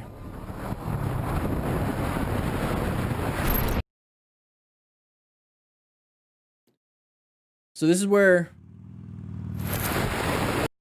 having 360 situational awareness is very, very, very important. Having an idea of what's going on behind you. Did you hear it until last second? I want that to be a point. When did you guys hear this? When did you hear the sirens? Let's listen to it one more time.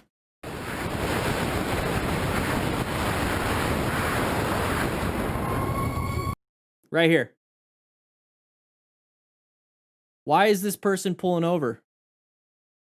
When we just now heard it. He pulled over before we heard it.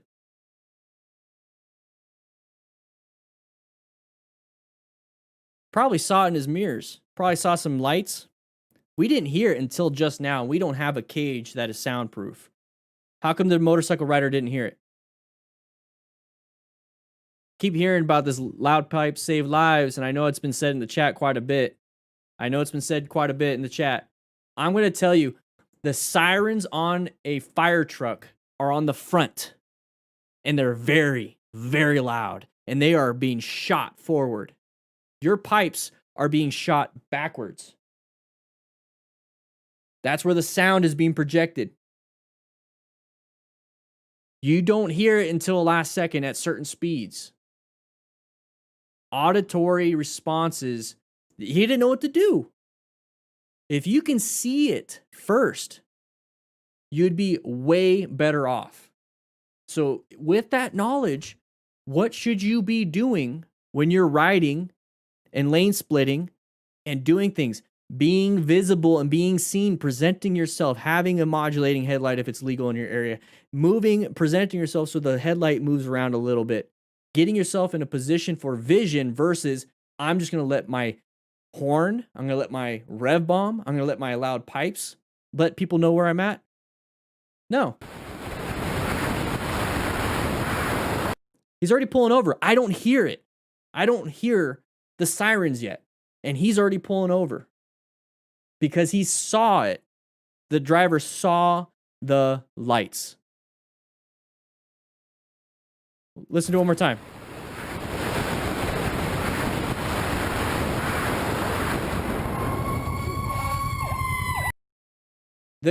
The camera on this motorcycle rider doesn't have a mic hooked up. That's why you hear so much wind noise. So that means it should be picking up anything outside.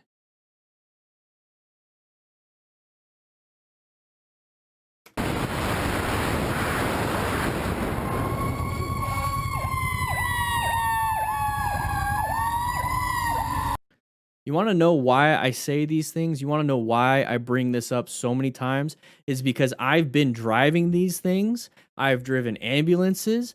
I have witnessed car drivers. I've witnessed people not pull over until we're on their ass with the air horn, and then they hear us. Like, I mean it, on their ass. Get the hell out of the way. We're going to a fire. And it's because they're not paying attention to their mirrors. They don't hear us. And yet we have tons of other people see us and pull over. Loud pipes do not save lives.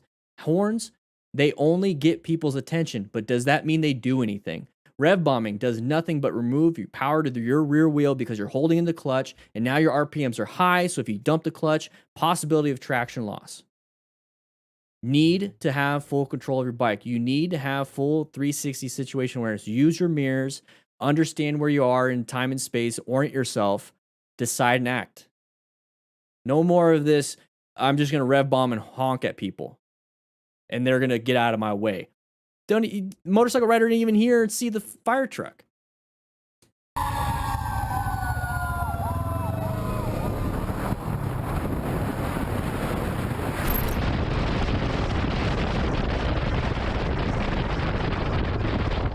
Lane filtering.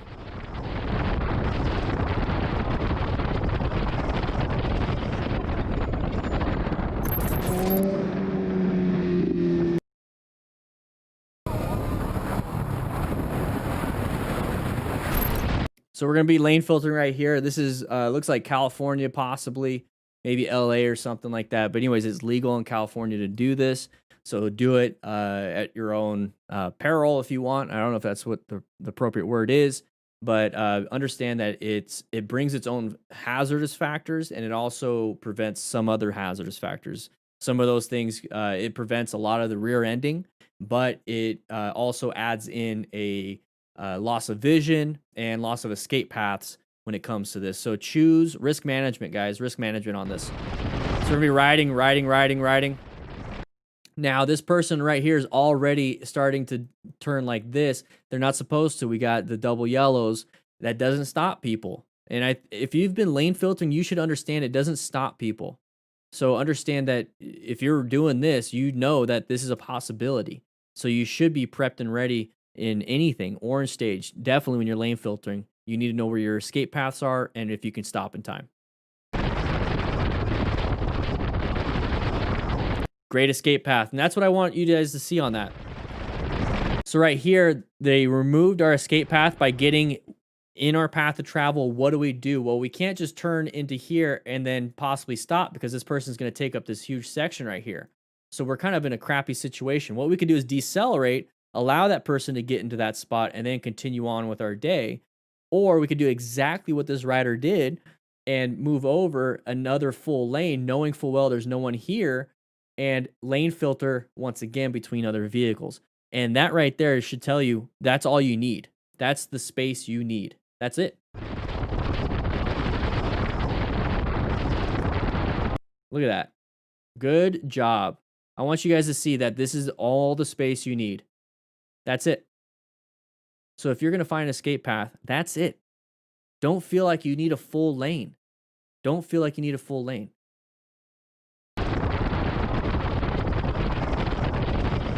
Very good. All right, we're in town. Lots of hazards. Lots of hazards. Don't worry about passing people, right? Oh, there it is. There it is. There it is. Escape, escape. Good job. Oh my gosh. Yep. Woo.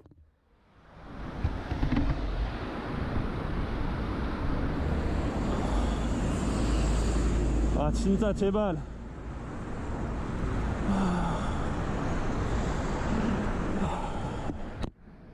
Check your pantalones. I said it like the most white way of saying. Check your pantalones. All right. So we have multiple factors, multiple hazards, multiple everything right here. This is very scary. So orange stage. He checked his mirrors right there. Okay, we found a big gap, big opening. What do you think other car drivers are thinking?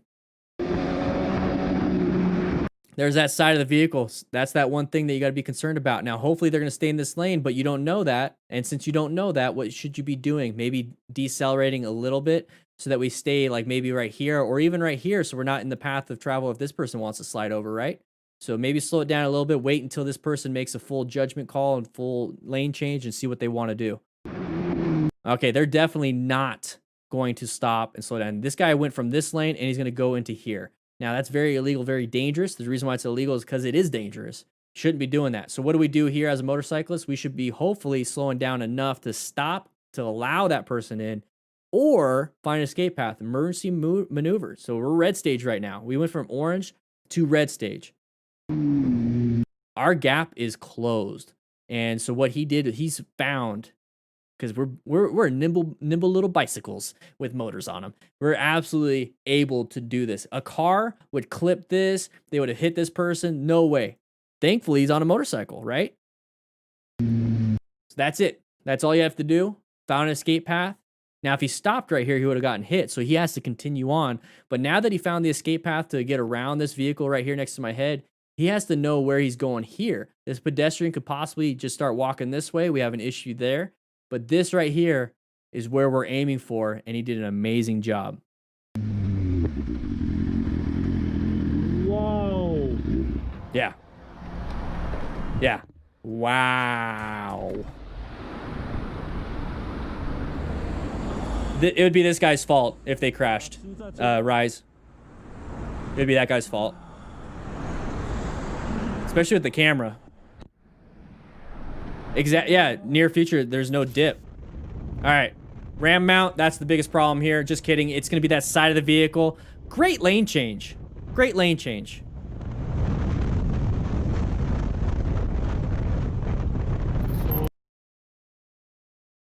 All right, guys, right there, ram mount. Grab yourself a rock form. You get 25% off with the link that I'm posting in the chat and also in the description. Thank you guys for being here live. Love it, love it, love it. Anyways, we're moving forward. Okay, we got that side of the vehicle. Okay, we don't know if they're coming out yet, but as soon as you see that, go into orange stage, be prepped and ready. All right, now they're in the street, and they're going to hopefully get out of your path of travel by the time you get there. But I don't trust a lot of vehicles. It seems like he's coming out, and there's a bunch of cars here. So as soon as you see that, it's like, well, there's no place for that white vehicle to go. Hopefully, they're going to go into this area, but I don't trust that because I'm catching up quicker and quicker and quicker. So do exactly what he did. He checked his mirror, did a head check, and he has an open escape path in the next lane right here. So go in there if you possibly can. He even uses, do you see that? He even uses indicator.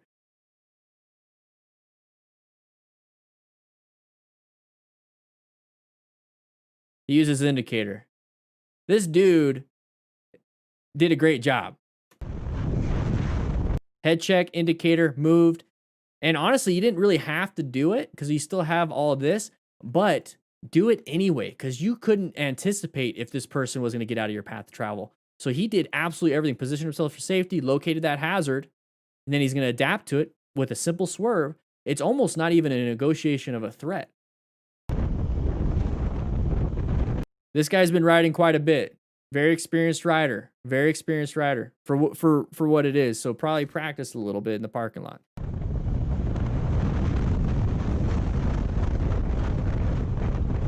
All right, side of the vehicle, side of the vehicle, side of the vehicle.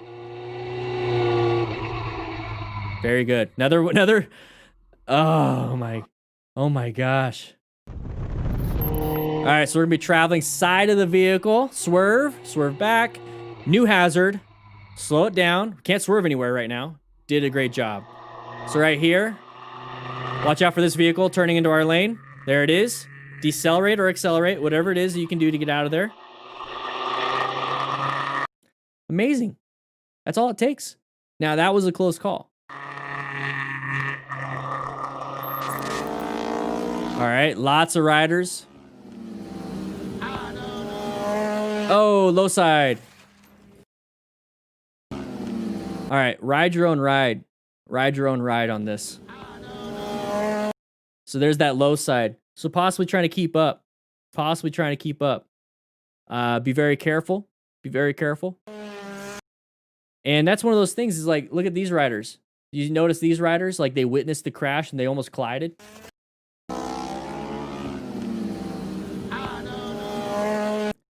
Those two riders could have collided. So you have to realize you going having fun can really hurt other people too. So it's best that nobody crashes. All right. We got another video up here. We got another video right here, but come meet me in my office. So that was 20-something close calls and crashes just right there. What I want you guys to understand is that some of them were very, very eye-opening. That the sound wasn't something that prevented a close call. Wasn't something that prevented a crash. The maneuverability, the fundamental skills, seeking out those hazards, and everything is what prevented a lot of those close calls and crashes, or mitigated some of those things. And when somebody did crash, what was the thing that prevented severe injury? They're able to pop back up. It was full gear, acquiring and using that full gear. And when that Harley rider collided into the back of that vehicle at night and he's on the ground, what can you do as a driver or a motorcycle rider that witnessed it? Rescue them with medical training. We have all that stuff in the description, all those resources in the description of this video right here, this live stream. And it's very important to be able to do that. And then also, when we're watching that experienced rider up front and the new rider in the back trying to keep up, well, that's where teaching and mentoring and knowing what to do and how to teach and mentor. You need to know how to modulate your speed to that person, that rider that's in the back that you're trying to ride with, that you're trying to have fun with, that you want to continue to have fun with, because, that's why you're out there with them. You want to bring them up to your skill level so you guys can go have fun. So being a smart rider, seek out and recognize, maintain fundamental skills, acquire and utilize personal protective equipment, rescue other riders, teach and mentor other riders is very important. Those videos, all those videos were sent in. All those videos were sent in. I will be going over those videos during the week. We also have some more. We also have some more videos. We're still going, Alex. Don't worry, we're still going. I got some more videos here. 99 Lives, Motorcycle Passion has done some great stuff. So we're going to be going over some of these crazier crashes. Now, we went over a lot of the educational part. Now we're going to have some fun. Okay, we're going to have some fun. Yes, I do have an Instagram, guys. All the links are in the description if you want to get a hold of me, have fun. We have the Discord. The Discord is absolutely free. We have 5,000 people in the Discord. We're going to get back into the Q&A section. But let's get back to class. So thank you, Luke Klein, Micah, Jonathan, for the donations. I really do appreciate it. If you click the link that's in the description, the Streamlabs link. Now, if you donate through there, you're going to get your name scrolling up on the top. So Max K with the $5, Anthony Larin with the $20. If you use that link instead of super chats, because super chats don't seem to work, you'll be able to get your name up there for the live streams. And then if when I do these clips on the second channel, you're going to be able to see your name up there consistently. So let's go back. Let's go ahead and chat a little bit more. We got this right here. Woo! Noodles. Welcome, welcome, welcome. If you want to become a member, please do so. You get to see that whole video we just watched a week early. Okay, we got another video coming up for next week that members get to see. So it's $2. It helps out the channel quite a bit. It allows me to do what I do. Noodles, welcome to the crew, baby. Yeah. Now we're gonna have some fun. We're gonna watch some crazy crashes. We're gonna do this for 3 hours, guys. Okay, we got all of these. What is this? Cool. Got all of these. We're about halfway. Guys, we're halfway. We're halfway. Let's get some caffeine. It's already 2 o'clock. How you guys doing? How you guys doing? Making sure everybody's having a great time. Make sure you click all the links in the description. We do have that second channel, so where most of the clips and the Q&As and so all the clips are submitted with that link right there.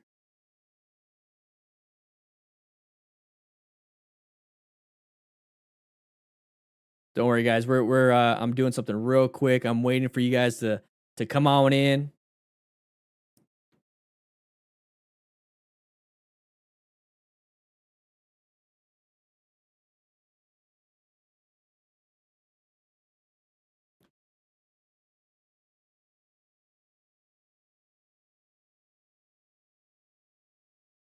There we go.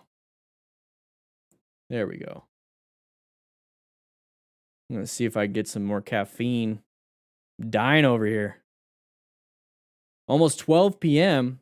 Where are you at? Where are you at, Rise?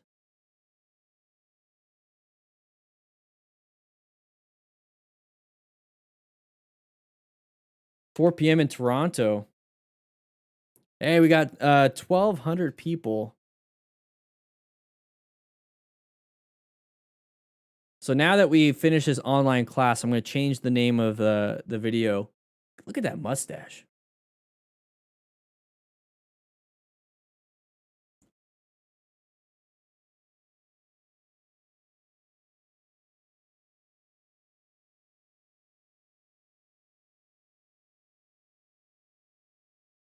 There we go. There we go. Bala K, you've helped me do wonders with your ability to ride. That's awesome. See, that's all I care about. I just want you guys to be safe. Learning a lot, looking at picking up my first bike in about 6 months. Really nice to find stuff like what you do, Josh. Welcome, baby. If you want more people to chat with that are like-minded, click that link that's in the Chitty Chat chat. That is the Discord server. So if you don't know what the Discord server is, I'm going to show you guys the crew lounge, because if you are a YouTube member, you get access to the crew lounge. This is the crew lounge right here. This is the crew lounge. This is the Discord server. We're all having a good ton of fun. We got parking lot practice right here. We got this right here. This is the regular lounge. This is where you go in. Look at people are just constantly chit-chatting and typing. Constantly chit-chatting and typing. We got so much here. New rider questions, maintenance of gear. We got the gym if you want to show off your training, that you're actually working out and stuff, because we want to stay healthy ourselves. Also, if you ever lose, like if you don't get notifications, we got all these notifications right here. But yeah, this is the lounge right here. Have some fun, guys. Have some fun. Join. It's absolutely free. Absolutely free. Absolutely free.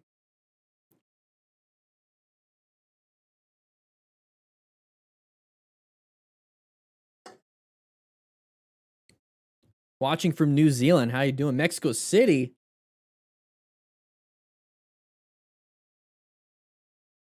Monica, welcome, welcome, welcome. Welcome, welcome, welcome. All right, you guys ready? Yeah. Wheelie! Oh, that shoulder. Ay, chi.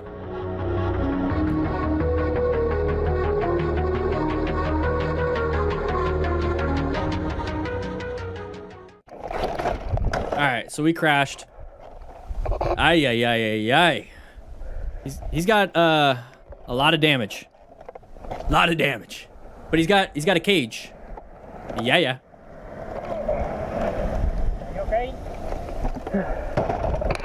Good. You okay? Yeah. All right, we're riding. Oh, I think he gets side of the vehicle, side of the vehicle. Watch out, baby! Oh! Hit. Oh, I think he's off the bike. I don't think he's in control of the bike right now. Oh. Alrighty. Jose Soto. Group ride. A lot of dust. You see all that dust? Somebody crashed. Time to rescue another rider. Dude's on the ground. Check his vitals. Check and see. Okay, he's moving. Good, good, good. He said thumbs up. Let's check his body. Do a full assessment. You okay? All right, hey, let's stay down. Stay down. No, I think I'm good, bro. Think you're good right now. So right here, I want you guys to see this. Okay, so he's saying he's good. Here's the thing. Adrenaline kicks in instantly. And that reduces a lot of pain receptors. You're going to be able to fight or flight. Your body is wanting to get out of this dangerous situation, and it will do what it needs to do. And adrenaline, whoo, baby. It's amazing. But take a look at this. Okay, adrenaline can't mask and hide the fact that there's a potential injury. So look at his leg. Where do you think impact-resistant armor or absorbing armor is in your motorcycle pants? Right there. So you see how quickly it shredded. See where it hit. See where all these things are. Thankfully, he has a helmet. Thankfully, he has at least full clothing. He's not, with shorts and flip-flops. But look at his shoes are gone. Those are socks. I got the same ones. Look at that. I just cramped. His shoes flew off. Now, if you have motorcycle boots that at least go mid-calf, I like mine going mid-calf or higher, they're not going to fly off. Okay, so make sure you get some gear like that. But, ooh, baby. No buenos. Okay? All right, hey, let's stay down. Stay down. No, I think I'm good, bro. Chill. Son of a... So look at, there's the damage to the bike. If that's the damage to the bike, what do you think was transmitted into your body? Think about it.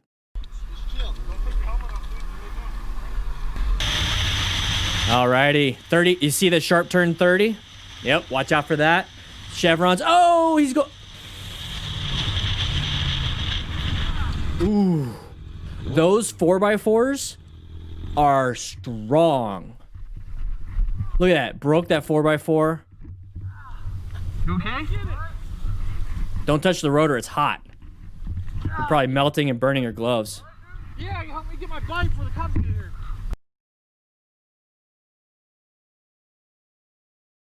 Help them before the cops get here. Okay. Be very careful with that. Watch your hands on those rotors, guys. They're like hundreds of degrees hot. Very careful. Are you sure you're okay? Check yourself. Yeah, fine. Check yourself before you wreck. Oh. Take a look at what he hit, though. Take a look at what he hit. This is what it's supposed to look like. And that's what it looks like right there. That's what it looks like right there. Be very careful. That's a high impact. It takes a lot to do that. Don't think, oh, it's just going to shatter and break when I hit it with something. No, your bike did that. Very, very, very dangerous. Very, very, very, whoo, no buenos. I can't start, sir. All right. What is going on here? What is going on here? Oh! Woo. Don't run him over. All right, wheelie time. No gear. This is gonna hurt.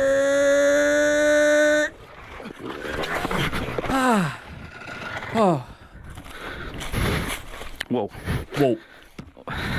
You see that right there where he's like this? Whoa. So your body's natural instinct is to do some form of guarding. So when your body goes like, oh, it's because the body feels a pain. You don't see it, but you feel it. And where is he doing it?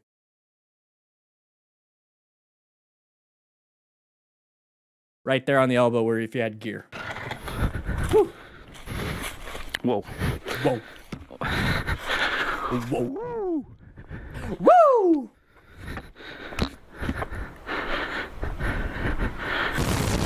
All right, watch out. Oh, right into the back of that car. I don't know how that happened. Oh. What it?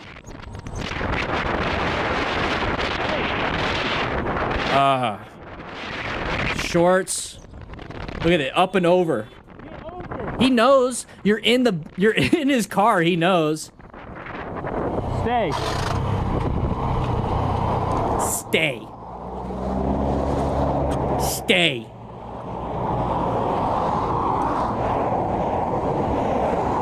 Make sure you get full gear. Oh. Chill. Just relax, all right? That's glass. Look at that glass. Yeah, I know. Look. Hey, you stay right there. I have your plate already. Okay. So I have a feeling that this started off. It doesn't show it. But I do remember that they were together. And then he went to go crazy fast, or maybe he started from something like that. I know that he got into this middle lane because he was swerving in and out of traffic.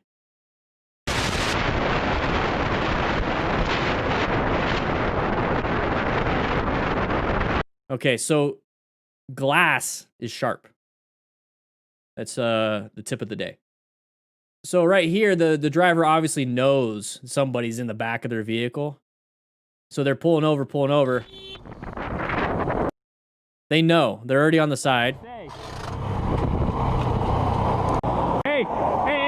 So the adrenaline's kicking in. So remember the fight or flight. This is that fighting mode. This person wants to fight. It's not his fault. This is probably the nicest person ever. And that fight or flight will get you going. And it's good. Anger's good and in the right situations. This is not that situation. We put ourselves in that situation. Hey, chill. So these are all small lacerations. That's not just blood dripping on his arm. Those are all small lacerations. Okay, so right here, this is gonna, depending on how thick the laceration is, this is probably just capillary bleeding. So it's just gonna kind of ooze out. You know, have you ever had a raspberry from sliding into home base, playing baseball or softball on the side of your hip, and it's just kind of oozing out? That's kind of what that is, but these are small lacerations, so you're gonna have a little bit of a venous bleed, maybe capillary bleed. But if you had a big piece of glass go in there, you could have a very big vein that got cut, and you could start bleeding out quite a bit. Just relax. So it's dripping. So there's more gash. You said in the chat, more lacerations right there. That's the proper term. Remember, if you have full gear, you would be having that. But also, if you weren't riding like a bat out of hell, you probably wouldn't have collided into the back of a vehicle. But if you're riding responsibly and you did impact somebody in the back and then you went into their windshield, if you're riding responsibly and if something happened like that was out of your control, you're probably riding with full gear, so this wouldn't be an issue. Relax. So that is a full thickness cut. So that right there is why it's bleeding so much. Now that is a lot of bright red. So it could be an area, not an artery, but maybe an arterial. So that's not good. So this is where you need to have that rescue another rider stuff. You need to have that trauma kit. You need to have all those things, because I'm gonna go ahead and block it because it's probably gonna get me demonetized. But the thing is, you need to be able, screw it, whatever, it's already done. You need to be able to stop that bleeding. Okay, that you're not gonna be able to put together. Okay, that he needs stitches. That's stitches or staples. So what you need to do is cover it with a 5x9 or 4x4 and put a bandage on it. If it does not stop the bleeding and it starts bleeding out quite a bit, it starts getting starting to lose some blood pressure. So he's going to go into an encyclical episode, which is fainting. You need to be able to stop that. If you can't, tourniquet. Serious. You know, you never know. You never know. But that's a pretty bad cut right there. Yeah, I know. Look. Hey, you. This right here. Right there. I have your plate already. So that right there, oh, I have your plate already. That right there is, it's like, come on. It's not this person's fault. It really isn't. You saw the traffic earlier. It's not his fault. Why was the motorcyclist there? Because I remember they were speeding, going cray-cray. That's as simple as that. Okay? Moving on. Okay. Going around a turn. We don't have good vision because it's mounted on the tank. Oh, don't put your foot down. Ay.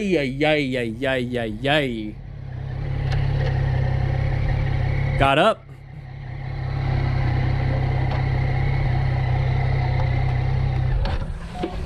Good? Yeah, I'm good. take your bike out of here. Yeah, the Dunning-Kruger effect is a big thing. Knowing that you have more skill than you pretty much have because you're not self-aware is a very scary thing. All right, so we're gonna be moving. We're gonna be moving. If you noticed what we saw right there, sharp turn right there, everybody. Sharp turn, 20 miles per hour. I don't know what the speed limit is here that we're going, but if it's say that's 40 miles an hour and it says 20 recommended, more than likely we should probably just prepare. Okay, if anything, I'm not telling you to slow down. Guys, I'm not telling you to slow down, but at least prepare, okay? Prepare for it just in case something happens. So we got somebody up front, and you have all these chevrons right here. So you got all these chevrons indicating that we have something here. Now, right here, his foot is going down. That's not his knee. He's not knee dragging. He's putting his foot down. You don't put your foot down in the middle of a turn because it's going to grab and launch you back, and you're going to lose balance, okay? So there's that foot. There's that foot. Now, as soon as you see that, that means he's losing control, okay? The natural instinct for a lot of people is like, oh, I got to stop. Okay, they're going to grab or going to put their feet down. So you in the back know that this is not this is a no bueno situation.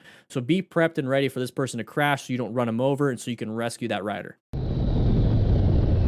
And there's the dumping. He lost traction. So as soon as he went off that road, he had traction on the road. You just had to commit to it, guys. Just commit to it, baby. Just commit. Soon as he went off road, there's that gravel. Okay, so he lost traction, dumped the bike. Whether it was front brake, rear brake, or no brake, it just lost traction because there's not enough underneath it. So if your best bet is to stay and commit, and commit, and commit. Okay, Ghosty, welcome to the crew, baby. Let's take your bike out of here. 3 new members today. Let's see if we can get 10. 7 more. It's $2 a month. Watch out, watch out. Just kidding. Ha, scared you. Don't lane filter with a bus. Oh. Don't wear fingerless gloves either.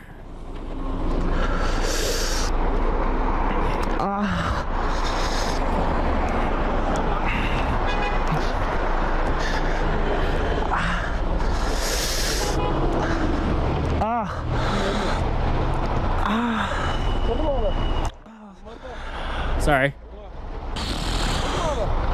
You mean?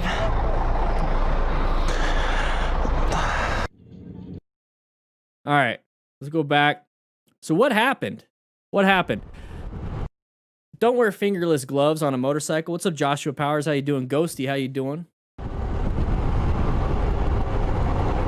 What do you think happened? He's looking at the people in the bus. Everybody, don't look at the people in the bus. It's like, hey, anybody here have a dad that would do this? Hey, look at this hand. Boom. Anybody? Am I the only one? Am I the only one? It's like, hey, what's this? Anybody have that? Anybody have that? That's exactly what's happening here. Hey, look over here. Look over here. Look over here. Boom. Got hit by this. So what happened? We didn't hit anything. Oh, wait. What did we do? What did we do? Smash. We got panicked. A little panic brake. That's a no bueno. Don't do that. That's where the squeeze comes in, the progressive brake pressure. But that also plays into looking ahead. Don't look this way. Don't look over here. I'm going to smack you over here. Your uncle did that a lot, Morticious. So don't do that, because then you have all these issues. Don't wear fingerless gloves on a motorcycle either. Everybody share this live stream. Let's see if we can hit 300 people in class. If you don't know it, we are in the middle of class. Come on, we're in the middle of class here, okay? Ghosty, welcome. Monica, welcome. Noodles, welcome. Take a seat, sign in, click the like button, share it. Let's go. All right. Group ride. Ride your own ride. Don't. Oh.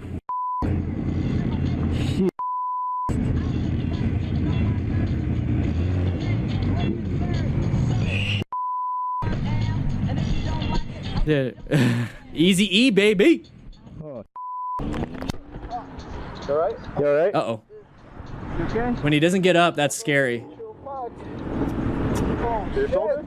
Alright. Yeah, right. Let's get into the bike. Give me a hand with this. Oh, they see the crack in the fender and the fairings? Walk it over there. Take it. If I was in that truck, I'd be like, hey, are you okay? Oh, that's R1 destroyed. Well, it's not destroyed. It's leaking from right there. Now it is. He bent that pipe, I think. Unless Uh-oh. it's supposed to look like that. No. Unless it's supposed to look like, if it's leaking, if it's not in its container, it's not supposed to do that. Okay. And it also goes for your body, your circulatory system. Your heart is the pump. The veins and arteries are the pipes. Okay. The blood is like the water in your pipes. So if you have a leak in a pipe, you have blood coming out. If the pump isn't pumping the fluid through the pipes, that means you have a heart issue. See, you can kind of, if you're a plumber, you should know this kind of stuff. All right, so what I said right here is that we're coming up to the stop. We are in a group ride. Always remember, always remember, ride your own ride. Don't assume the people in front of you are going to go. Don't assume the people in front of you are going to stop. You need to use your situational awareness and understand every single person here is a potential obstacle and a hazard, even though you guys are together. Okay, so understand that. So this person stopped, and look, we already got somebody right here. This person stopped because it wasn't safe to do so, probably because this person's going. All these other people decided to stop, including this person. This guy didn't. They were not paying attention. Ride your own ride. No. So there's this simple impact. Not that crazy, but it's a lot of damage to the bike. It broke the pipe. It broke a fairing. It broke all these things. And that's the thing. What can it do to your body? Oh. That right there. Look at his ankle. Now, imagine if the truck decided, yeah, I'm going to go ahead and go because it's okay for me to go. But then this person falls in front, doesn't see him because maybe they're looking the other way, and it just goes. You could be dead. That's a scary situation. So always ride your own ride. This is where having a trauma kit, this is where having full gear, if you're the rider that crashed, this is where having all those things is very important. I mean, he luckily kept rolling. I'd be checking his body. Simple fact that he's not getting up. It could be psychosomatic. Could be that he, is embarrassed. I don't trust that. I trust the fact that, what I can see, what I can't see. If I see injuries, if I see deformities, if I see decap BTLS, deformities, contusions, abrasions, punctures, tenders, lacerations, and swelling on any part of his body, I'm concerned. It's leaking from right there. Yeah, he bent that pipe, I think. Unless it's supposed to look like that. No. All right. Right there, 30 miles an hour, sharp left, sharp right. Let me guess. He's going to make the first one, but not the second. Oh, he made it. Good. Slow down. This guy's slowing down. Woo! 360 situational awareness. Good job on the white rider. Not so good.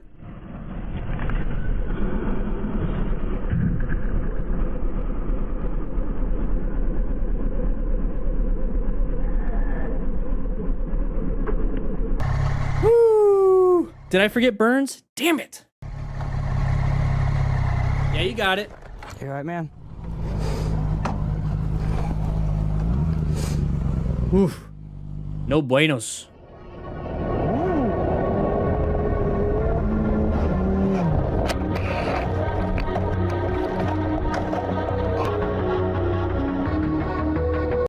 All right. So we're hauling butt through this area, okay? We're going crazy. We're having a ton of fun right here. So let's move forward a little bit. We navigated these turns at a high rate of speed. I mean, 67 in this area is probably too high. And then now all of a sudden, the person up in the front decided, hey, we got to turn here. This is where having that communication system is very important. So if you have a Cardo Pack Talk Bold and use the code and the link and all that stuff in the description, you get discounts. But you're able to communicate, hey, we have somebody here. We're turning. Slow down. Now, what's happening here is this rider the one in the white rider, the one with the camera, sees this guy coming up really quick, really quick. So what he does is he moves out of the way. He's like, which way is he going? So he starts to go left now. You could see him over there in the right mirror. And there's the uh-oh. So he found an escape path. So he swerved out of the way, but he didn't swerve back. And that's the problem. So you see that rear tire? You see it's lifting up, and you see how he started doing this? That's because he's applying brake pressure. So when you apply front brake pressure, you start to move forward. Now, when you move forward, there's more weight on that front tire. So if there's more weight on that front tire, there could be more traction. So weight on it increases friction, increases traction. So when he's on it, so that's when you squeeze more and more and more. But there comes a point in time where it grabs a lot and you start to go up and over. Okay, so this is why you need to modulate your speed a lot better. So when you're squeeze, you need to be able to do that on road where you could have traction. He's about to go off road right here, and that's going to make it to where he loses traction. So there's that loss of traction right there, and then we start to slide. Okay, that front tire washed out. It washed out. Now he's going to hit that sign, or the bike's going to hit that sign, and he's going to go head first, hands first. What do you think we have right here? Well, we got our phalanges. Okay, we got our carpals and metacarpals, but we also have all this fatty tissue. So that's a cushion for the typical I'm grabbing something. But on motorcycle gloves, you have abrasion-resistant leather, right? So when you put your hands out, you're not ripping your fingers off. It's pretty sad, but that's what could happen. So you put your hands out, maybe you don't stop it all the way in time, boom! That's why you have a full face, okay? And that leg, same thing. So have your foot. Thank you, Ryder Ryan. So have motorcycle boots. Have everything. Have everything. So there's some dirt on his knees. So that's where you have impact protection. You all right, man?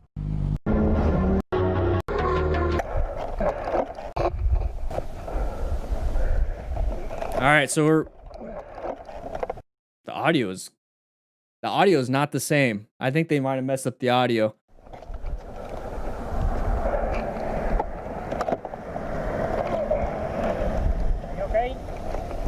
Whoa. Good. You okay? Yeah. It's not the same audio. We're moving on. This is a silicone ring.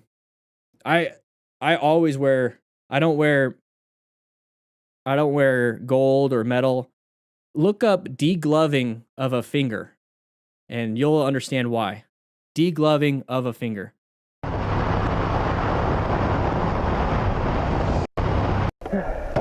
Yeah, the audio's all screwed up.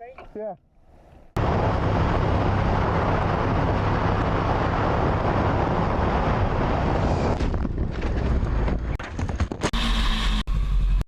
All right, hey, let's stay down. Stay down.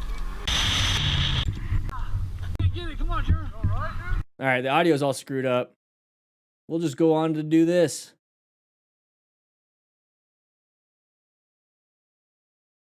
Everybody. All those new members, we got 3 new members come with me to the lounge.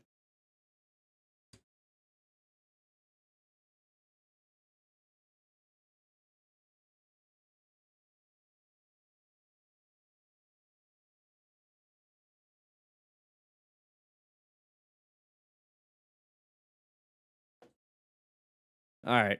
It seems as though Matt didn't hook up my mic. So that's the lounge. Have fun in there. He didn't hook up my mic. Anyways. Whoa!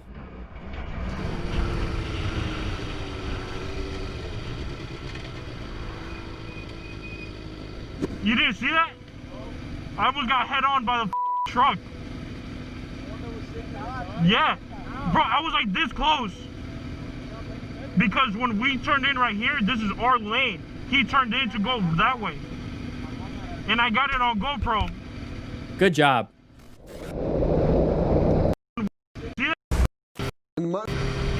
So we're riding, having a good time. We're in our lane position. We have our blinker on. We're about to turn left. And whoa.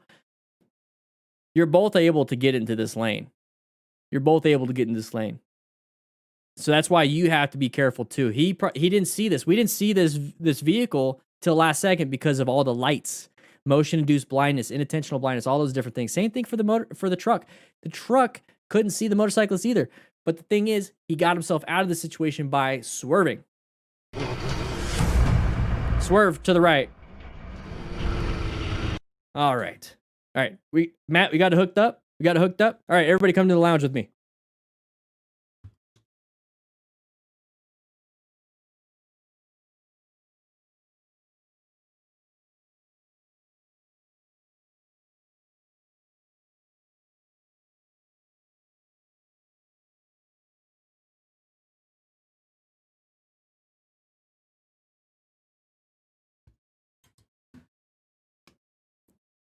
I guess not. Guess not.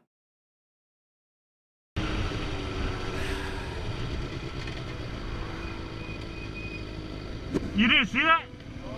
I almost got head on by the truck. Yeah. Bro, I was like this close. Because when we turned in right here, this is our lane. He turned in to go that way. Our lane?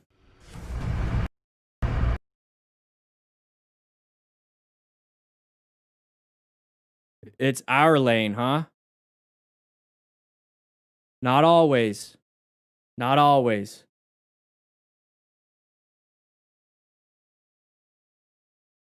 Bro. Andrew. Yeah.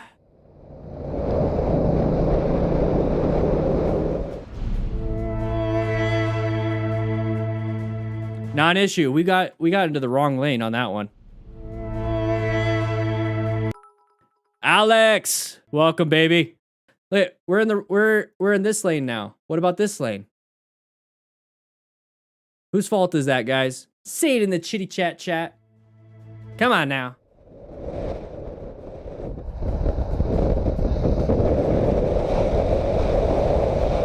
Exactly. He's calling him out.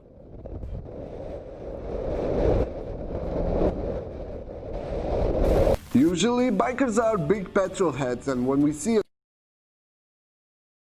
Through the eyes of this guy got very angry with me because I showcased one of his videos and he was acting like a dum-dum and I called him out on it. So I fully expect this one too. a cool car on the road, we know how to appreciate it. And of course, we want to race it. No, we don't.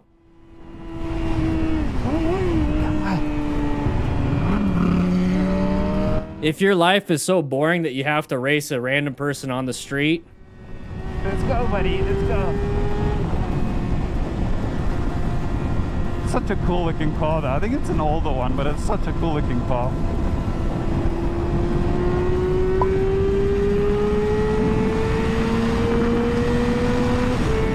Come on. So here's the thing. This motorcycle rider, when he emailed me, he's like, well, that's what you have to do in South Africa or something like that. He's from, I think, South Africa. He's like, you have to ride like that. So then explain this one to me. Explain that. If that's how you have to ride in South Africa, explain that. Explain your mentality on that one. Huh? Yeah.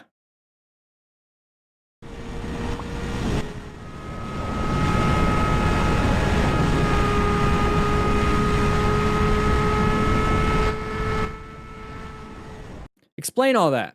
I just want to play. Come on, let's go.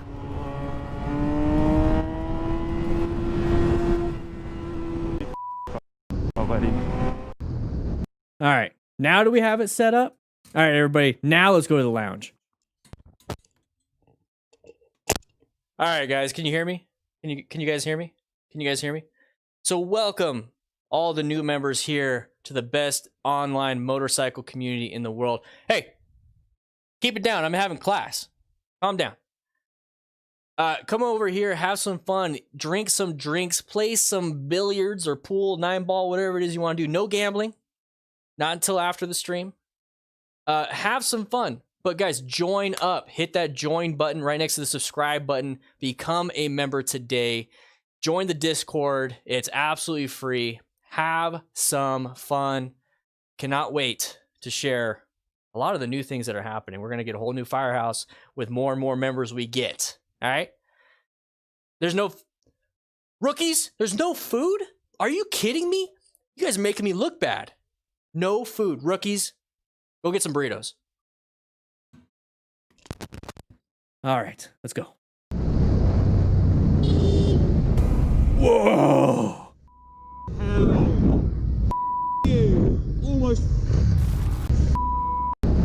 Yeah, the Kill Cliff CBDs. I think those have been left out for a while. Don't drink those. Okay? All right. There's that side of the vehicle. Be very, very, very careful of that side of the vehicle. That's going to be a path of travel violation. We're in this lane. So what should we do? We should navigate that threat, go into red stage, and get around this vehicle. Have a good time doing it. You know, orient yourself. Where's your mirrors? Where's your mirrors? You won't be able to see. Do a quick head check. Get yourself out of that situation. So that's a path of travel. So he's going to swerve out of the way. You don't know if there's anyone else in the other lane. So right here, since we didn't check, once if there was somebody right there, or I'm sorry, right over there, we probably just sideswiped them. So now get yourself out of the situation. Hazard is done. Hazard's over. Almost.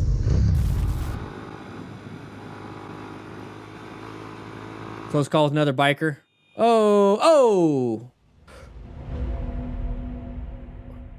Ay. Ficou com faixa, velho. Alô?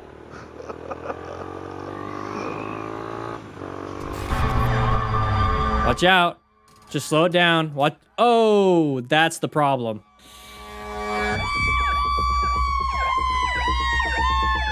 Friend of this channel, Motor Corey, got rear-ended on this intersection. Luckily, he didn't get injured at all. He stopped on the green light to let the emergency vehicle to pass, and unfortunately, driver behind didn't saw that. This is from my other perspective. Oh.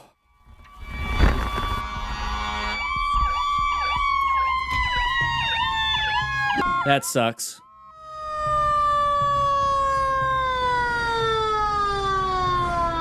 So I was waiting for him to back up so that I could pick my bike up, and then I realized that I could pick my bike up without him backing up. So I was like, oh, and then I realized how much he backed up, and I was like, ooh, my bad, dude. Like, I didn't mean that much. Your bike is done. That rear tire is probably destroyed. Yep. You alright, brother? Yeah. You need anything? No, I'm pretty good. You sure? You got walloped. Huh? You got walloped. Yeah, well, to be honest, I actually got in a motorcycle accident not like 2 years ago. I got a titanium rod in my leg, so. You want to pull over the side here and see if you're alright? Do it. I guess that's fine. Yeah, do that. Yeah. Don't think that's gonna move though.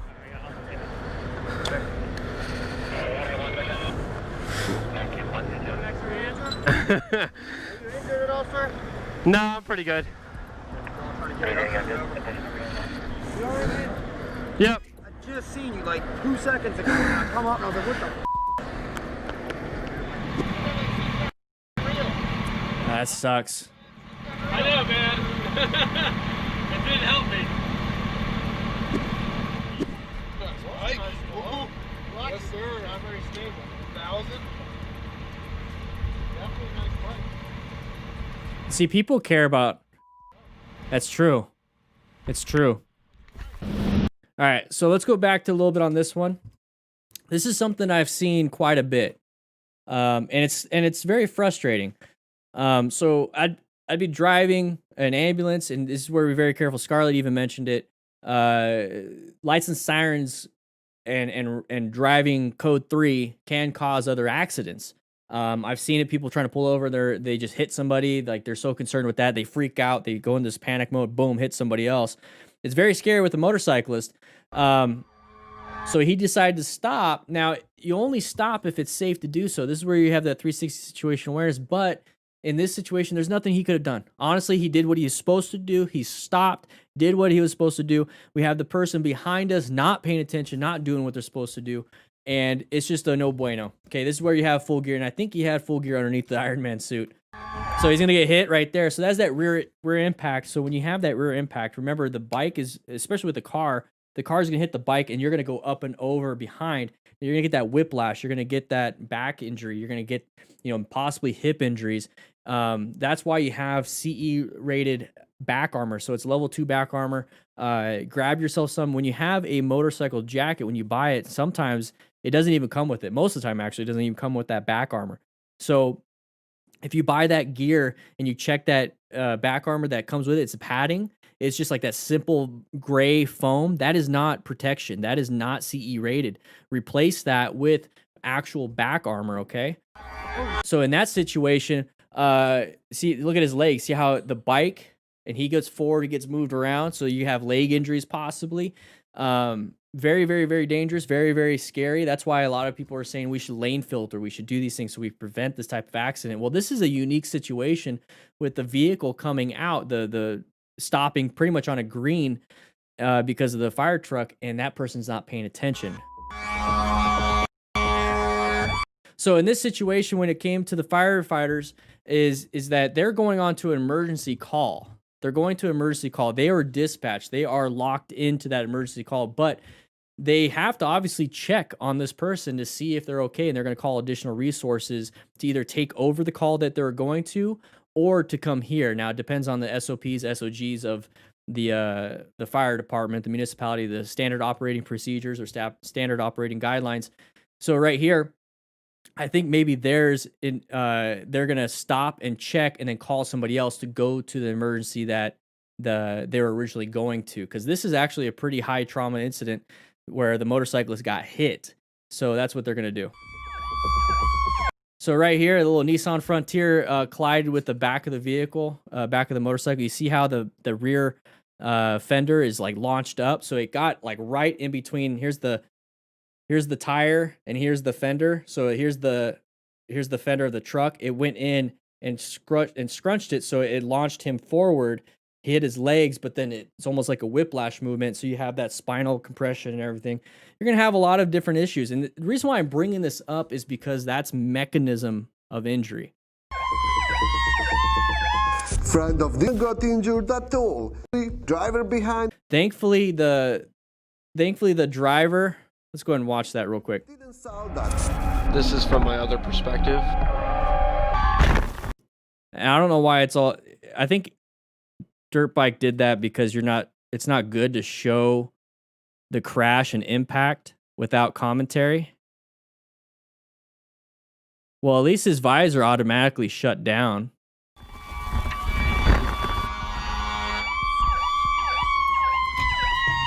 Don't wear fingerless gloves. I was like, ooh. So, a motorcycle accident not like 2 years ago. I got a titanium rod in my leg, so.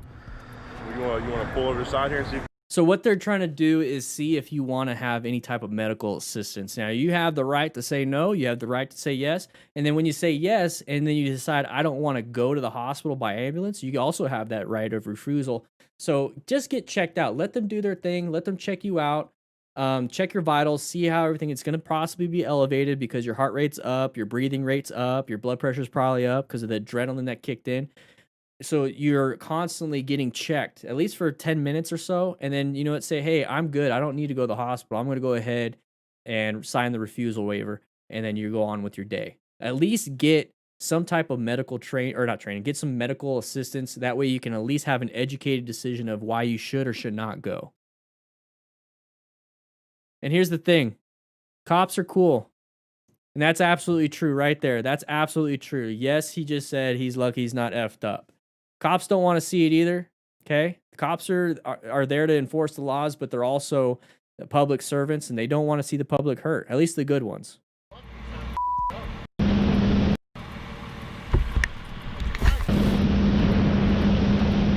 $105, that's possibly... Oh, no, a bird! It's possibly kilometers. Just cruising. All right, watch out. There's vehicles parked. Why are vehicles parked? That's why. That's not a boar. That's a bear. Did I read boar? Oh, wild bear. Okay. Why are vehicles parked? That's that uncommon thing in a common situation. So if you see this, if you see any of this, understand there's a possibility, there's a reason why they stop there. There's something either in the road, there's a hazard, there's something going on. Be very careful. And it turns out, you know, after the fact, because he edited this, wild bear on the road. You know, you don't want it running out in front of you when you're riding. Yeah, I thought it said boar. Dun, dun, dun. The editing, man.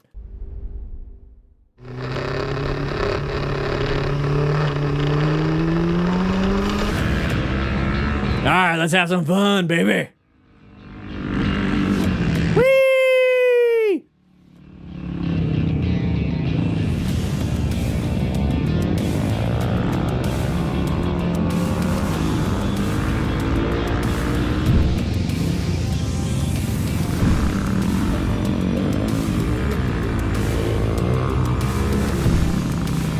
The music.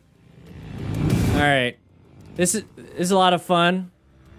Got to be careful about people on the crest of the hill.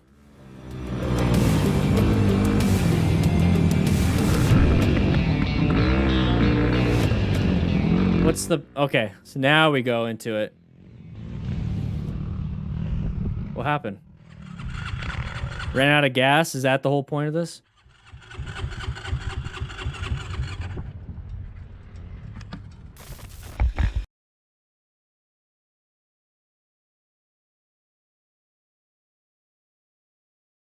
That literally was it. We just wanted to see like them having fun, and then he ran out of gas.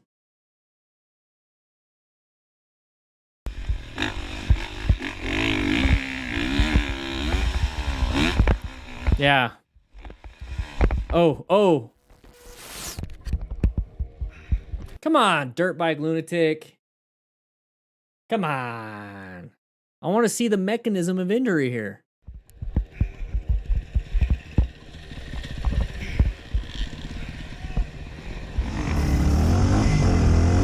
Oh, that looks like fun.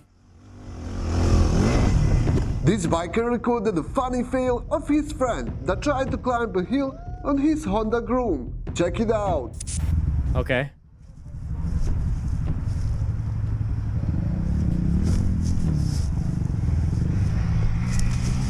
Guys, make sure to check out the second channel. Oh, oh my God. Kill it. Kill it. Fine. Oh my.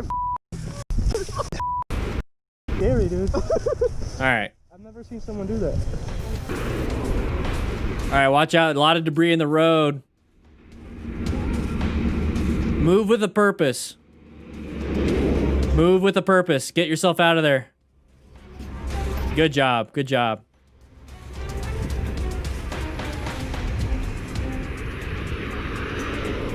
Move with a purpose. Get out of there. Go, go, go, go, go, go. This is a good guy. This is a good guy.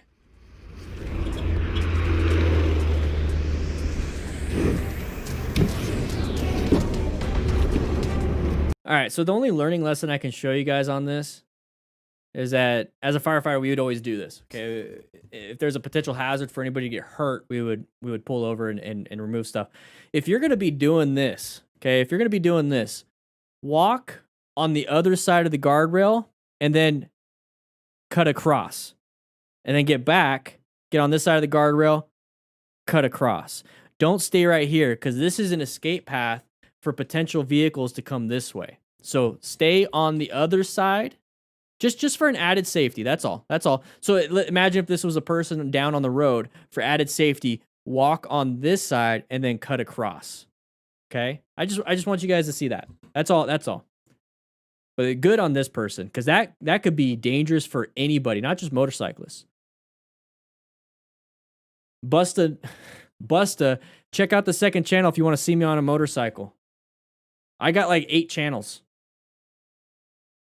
And I don't criticize anybody. I give constructive criticism. And most of the videos are sent in to me. And they ask for that. I want to see you on a bike. Oh, man. Give it. Take it! Take it! Yeah! Woo! Oh, oh, oh, oh, oh, oh, oh. Yeah, got 3 of them. A lollipop! I want one. I want one. I want one. I want one. I want one.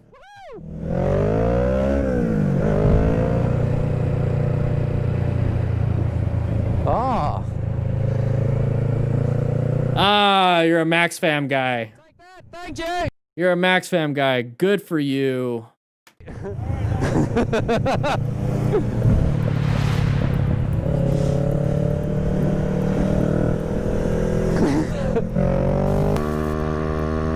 Whee! Wheelie? Big open road. Oh, no, never mind. Wow. Exactly. Thought that it was good idea. First to endanger bikers' life by going so close by them, and then to stop in the middle of the road and confront them.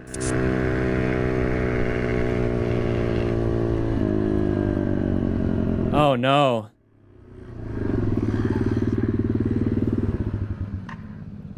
I'm gonna tell you a little secret.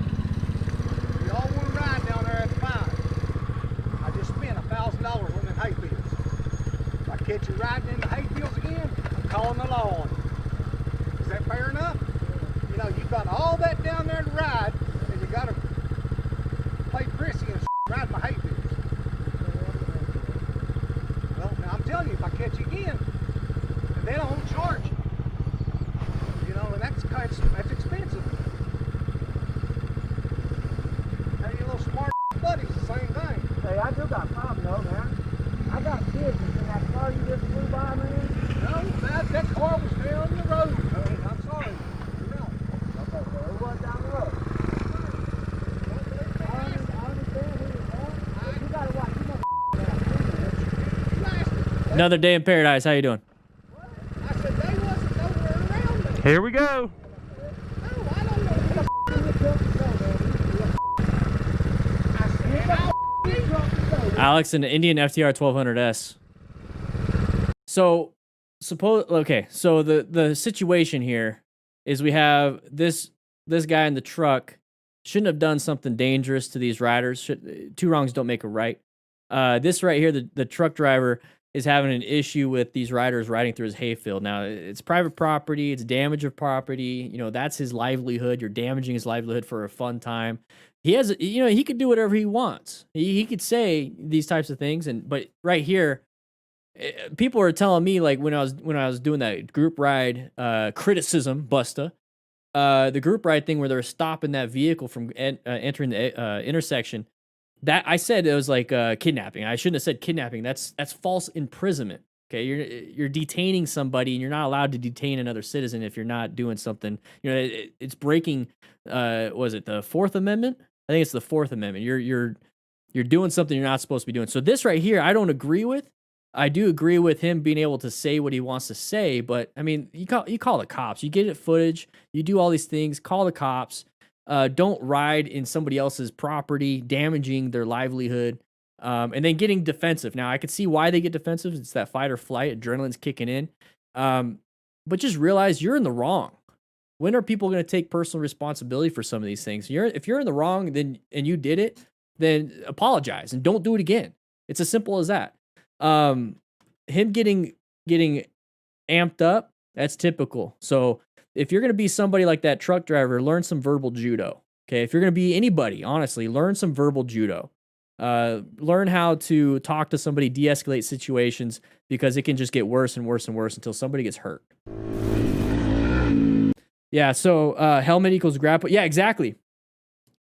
I'm not saying you guys should get in fights, but if you ever get into a situation, let's say it's defense, self-defense, and you have a helmet on, take your helmet off. Now, a lot of people are like, well, I keep my helmet on, so if I get hit in the head, it doesn't hurt. Exactly what you're saying, Ryder. I'm not encouraging it, but that chin bar is a grab point. Okay, you grab it. If you control the head on somebody, you control their body. So take your helmet off. Oh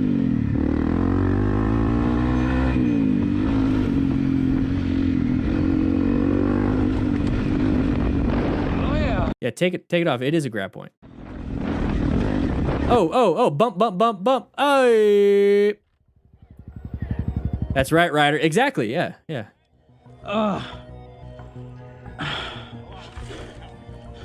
Ooh, is that a deformity or something in his pocket?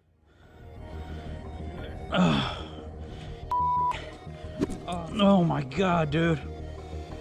Modular helmet. My leg. Leg inside. This one right here? Yeah, foot, leg inside. Put leg inside what? Hold on a second. Oh my god. And That's where he... Damn it, I wanted to see it.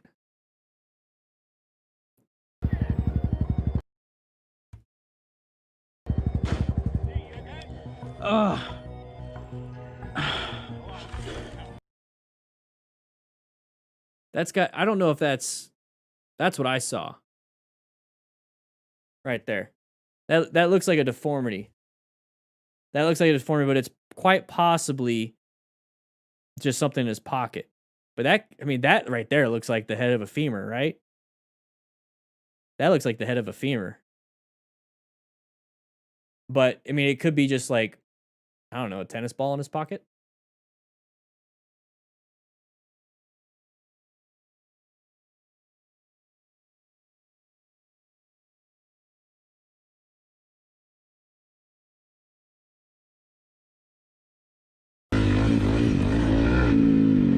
Nope, that's it.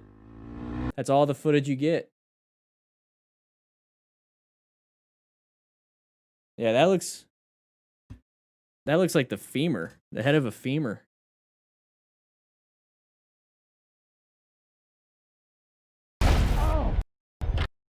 Oh no, because, well,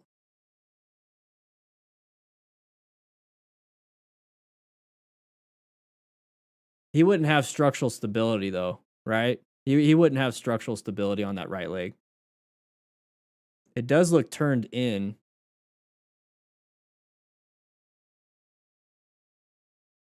That's interesting. I wish I could see more.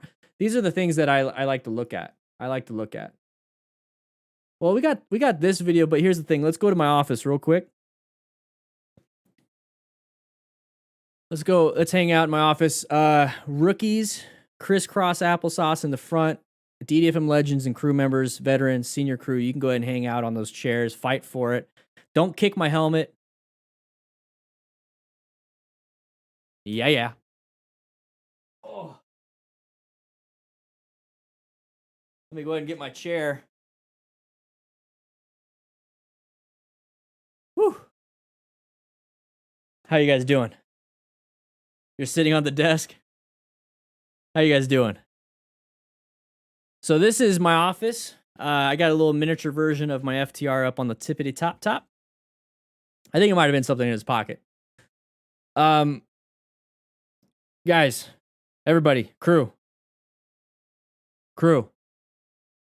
This is a great opportunity. I'm going to sit here for another 30 minutes. I'm going to hang out with the crew members, the DFM crew. I'm going to hang out with you guys.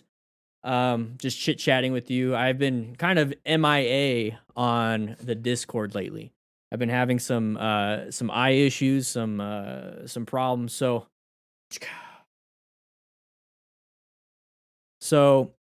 I'm gonna be hanging out with you. I just gained some IQ points. My eyes are starting to hurt a little bit. So I'm gonna go ahead and put this on. This is the great opportunity. I know we're gonna lose quite a bit of people, probably about half of the people, because they like to watch the crisscross crashes. I don't know what I'm trying to say here. But I want to answer some questions. I'd love to answer some questions. Answer some things from you. If you have any questions, if you have anything about gear, what type of bike you should get, what kind of, what is it that you should practice first? Like maybe you're just now getting into it, Professor Dan. Where did Dan go? I'm right here. Sean, I'm right here. Where'd I go? These are blue light filter glasses. They're not prescription or anything. They're just blue light filter. My mother-in-law got me some because I've been having massive headaches lately. So I just doing some upkeep on my brain. What are you guys doing? Broke my knee by parking my motorcycle. Would you talk about something like this? Mustang Guns, expand on that. Broke my knee by parking your motorcycle. Give me some more information on that. I would love to hear more about that because there could be a mechanism of injury type thing. I can maybe diagnose. Well, not diagnose. We can't diagnose, but at least I can give some insight. I am doing the Access course, UK, and on my third day I did quite bad because I was extremely rainy and windy. Any advice on how to get my confidence back? So Monica, you right there, you figured out that the reason why you did bad was because of rain and wind. So what is it that was the problem? That you felt like you didn't have enough traction, so you're scared to accelerate, you're scared to brake a little bit harder. The wind was pushing you to the sides. Go ahead and expand on that because I would love to hear more because I can give some more information. The confidence thing, that right there, with rain. Let's go ahead and let's pick it apart. Okay, let's make a big problem something smaller. So the rain. So with rain, you have visibility problems. So if I got water on these glasses, you'd have all these spots. You also have loss of traction. Maybe it's a little cold. Maybe you're getting wet. It's not the ideal situation. So the confidence starts to tank a little bit because you're obviously trying to learn, right? You're doing the Access course, so it's your third day. So maybe it's your third day riding. I don't know too much about that. So maybe you're getting into a position of this is just way too new for me. So here's the thing. Tires, motorcycle tires can handle rain. They trust your tires when it comes to rain. Trust them. Okay, as long as they're warmed up, you have the proper PSI in them, that they have good tread still, they will displace that water and grab that road. They will have that mechanical traction like you need. So when you are riding, trust that. So don't worry about, hey, I can't brake very quick. I can't accelerate very quick. You still can. Just remember it's progressive brake pressure and progressive throttle too. Don't just go like this. Nice and easy, nice smooth shift and everything. And also squeeze, squeeze, squeeze, squeeze, squeeze. With the wind, if it's pushing you from side to side, just realize maybe you have to just lean a little bit more. So if the wind's pushing you from this way, it's going this way, maybe you just have to lean a little bit like this, and that's all it takes. Okay, it's scary because it's going to constantly do this to you, but just realize that you do have traction on those tires. And I'm talking so that I can maybe get some more information on that. So Mustang Guns, let me go ahead and read. Let me read through Spectacles of Cognition. Yeah, baby. Yeah. Shh. Oh, it's the library. Andy, I'm sorry. Am I overthinking my first ride on public roads? No. Lapidus, hopefully I said that right. No, you're not overthinking. You should have concern. You should be thinking about your first ride on the roads. Are you talking about the first ride? Okay, so public roads, are you talking about like with traffic? Is that what you're concerned about? Or have you only done parking lot, maybe the MSF course? Because if that's the case, go ahead and take your bike in a neighborhood to where there's minimal traffic and the max speed is roughly 25 miles per hour. And the only real hazards you have to watch out are when it's time of day. So if it's like right after school and the kids are out playing, having a good time, riding bikes, kicking balls in the street, those are the concerns you should have. But if it's during school hours, during work hours, there should be minimal traffic in neighborhoods, correct? So go ahead and practice 20 miles an hour. Everyone anticipates people going slow in neighborhoods. So practice your turning, practice every driveway is an intersection. So you should be in orange stage when you see a vehicle, the side of the vehicle, all those different things should be worried about. And I know I'm going to get back to I expand on very little information that I have. Ryder Ryan, am I MSF certified? Yes, I'm an MSF certified riding coach or rider coach. It is going to be expiring in January. I don't think I'm going to, this is something I was going to explain in a future video. I don't think I'm going to recertify as an MSF rider coach because I have other things that I would like to focus on. And as an MSF rider coach, you deal with trademarks and copyrights and conflict of interests. So I'm choosing not to have any association with any type of organization outside of the one I'm creating myself. The Smart Rider principles are something I created, and it involves everything I believe is important for a motorcycle rider or even just as somebody that drives a vehicle. And MSF and all these other organizations focus on just motorcycling endorsement, but they have the principle of trying to stay safe. Okay. So let's see. I'm getting a 50cc in a month or two, and I've got a question. Alex, what's the question, mate? Trouble sleeping too, blue light supposedly. Yeah, I've been trying to remove my phones from bedtime. What's the purpose of string theory? Is there really 10 dimensions? There's an infinite number of dimensions. String theory is cool. I'm more in the multiverse theory. And string theory, I mean, that's kind of the same thing, but I do believe that there is infinite possibilities, and we're just in one of them. I also believe in simulation. How many times have you crashed? Once into a bush. And that was a Harley off-road. First time catching live, loving the stream. Just want to say thank you for the videos. I've taken things away from them that have helped me in my day-to-day life as well on the road. Ranga, thank you for being here. Whoa, I missed. Okay, he crashed into. Yeah, there you answered it. Thank you, Scarlett. Thanks for letting people know. I'm going to be going to school on my bike, and I've been thinking of what gear I should get. Oh, that's a great question. So, Alex, I'm going to be riding a motorcycle basically to school. So when you get to school, you obviously can't carry and wear full gear all day, every day. So what you should do is get overpants, obviously a jacket, helmet, gloves, boots. Okay, so maybe find some boots that are comfortable to wear while walking. That's gonna be kind of difficult with motorcycle boots. But overpants, it has motorcycle protection, but you can wear clothes underneath. Jacket, obviously underneath. The helmet, you're probably gonna have to carry around or get a helmet lock. The gloves, put them in your backpack. If you have, I mean, with the boots, that might be a problem. That's the only thing I can't think of how you're going to carry that with you when you're riding around school. But find overpants, motorcycle overpants. Mustang guns. Oh, I forgot to take down the kickstand, and when going out off the bike, the whole thing fell on my knee, so I have a tibial plateau fracture. Ooh, right below the knee, huh? Right below the knee. Forgot to take down. I've done that, but I didn't break my knee, Mustang. So guys, if you're gonna park, make sure you put the side stand down. I own and ride a pit bike off-road. Then does that mean that I already have my first motorcycle? I'm fine to go for 700, 900cc adventure bikes. Erop whispered, you might have the fundamentals. Just be aware that you're going from a pit bike to a very large adventure bike. So ride within your ability. You're riding within your ability on the pit bike. Now, just understand that this new 700 to 900cc adventure bike has much more power, much more everything. So you have to be very careful with that. So don't just assume I can go from pit bike to adventure bike, boom, everything's good. Realize their throttle response is different. The braking is going to be way different. But you have the fundamental skills of understanding what it is you have to do. So you should be good. You should be good. Just realize, take it easy the first few times. When getting a motorcycle lessons, my instructor noticed a lot of newbies hold on tight to the motorcycle with windy days. He told us to sit like a bag of potatoes to make it easier. What's your opinion? Dill, I don't know how to say your name, so Smith, I agree. What he's saying is you're holding on tight with the hands. So if you're holding on tight with the hands, see what I'm doing? It's shaking. What do you think it's doing to the handlebars? Exactly. So if you relax the upper body and you're just gripping the tank with your legs and your upper body from your hips up is loose, but still holding on just a little bit looser, you're going to do a lot better. It's going to remove a lot of the negative inputs into the bike.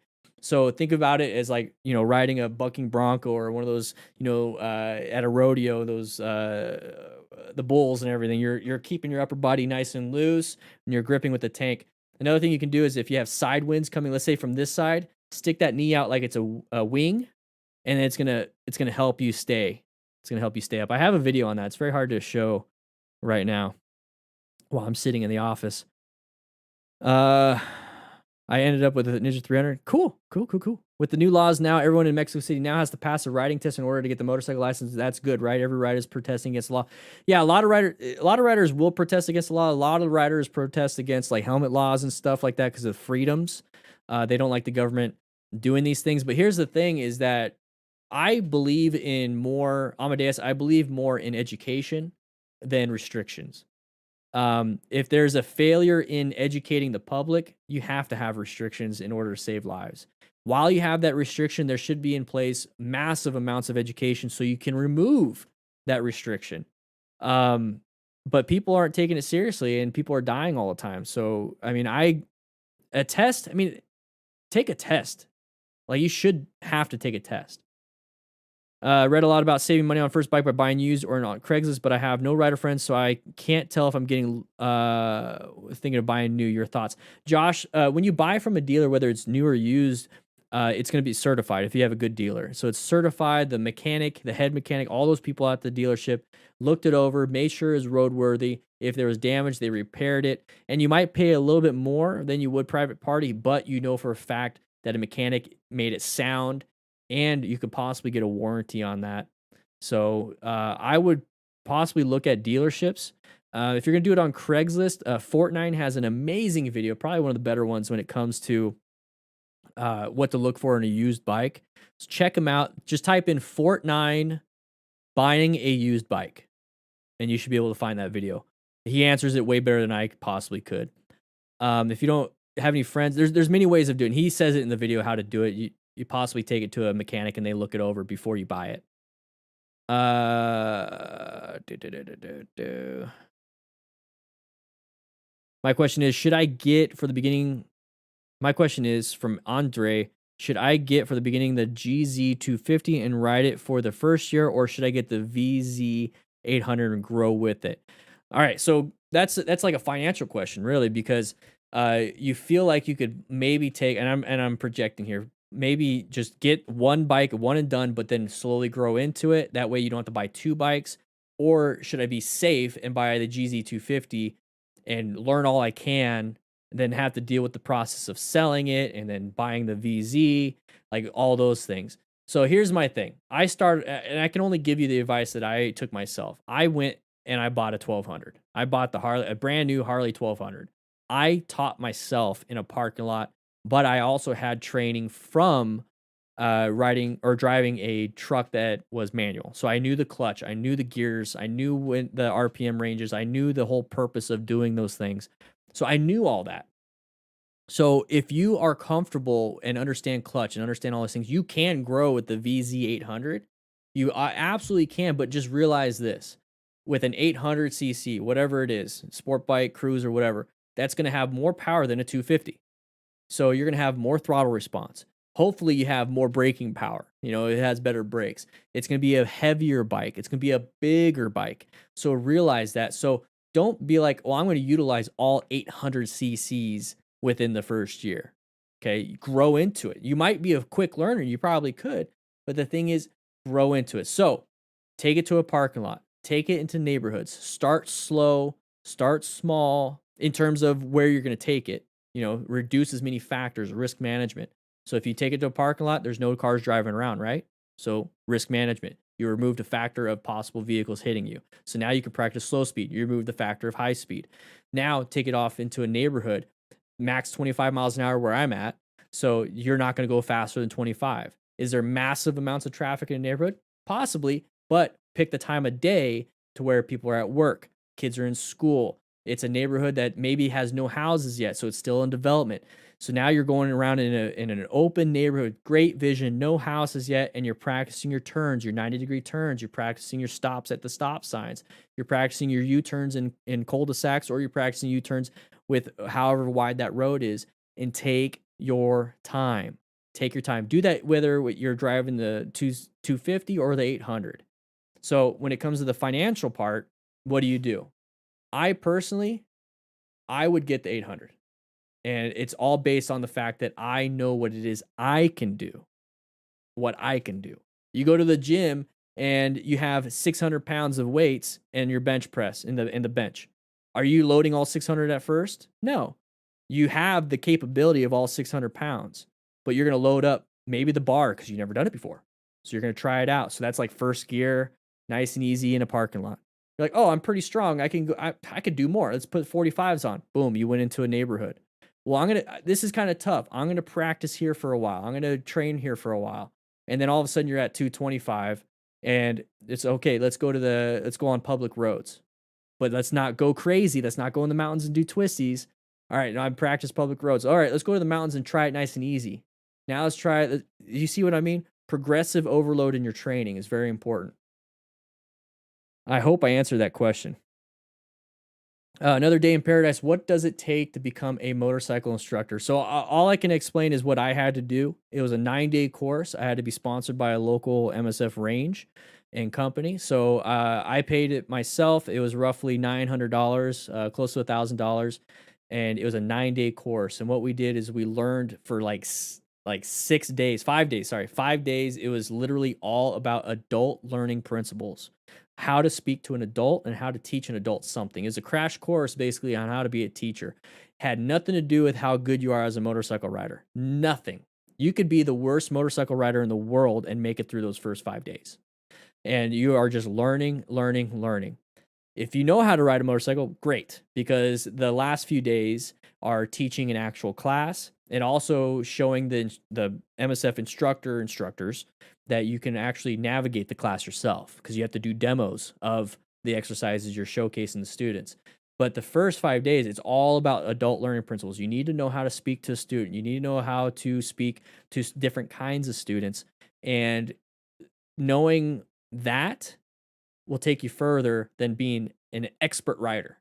You don't have to be an expert rider to be an MSF rider coach. You need to know how to explain and teach the MSF principles and exercises and how and why. And that's what you need to know. And then public speaking, because you need to speak in front of people. You need to work with other people. You need to have conflict resolution. You need to know how to set up the range. You need to, there's a lot of that. And it's about 9 days. It's about 9 days. Let's see.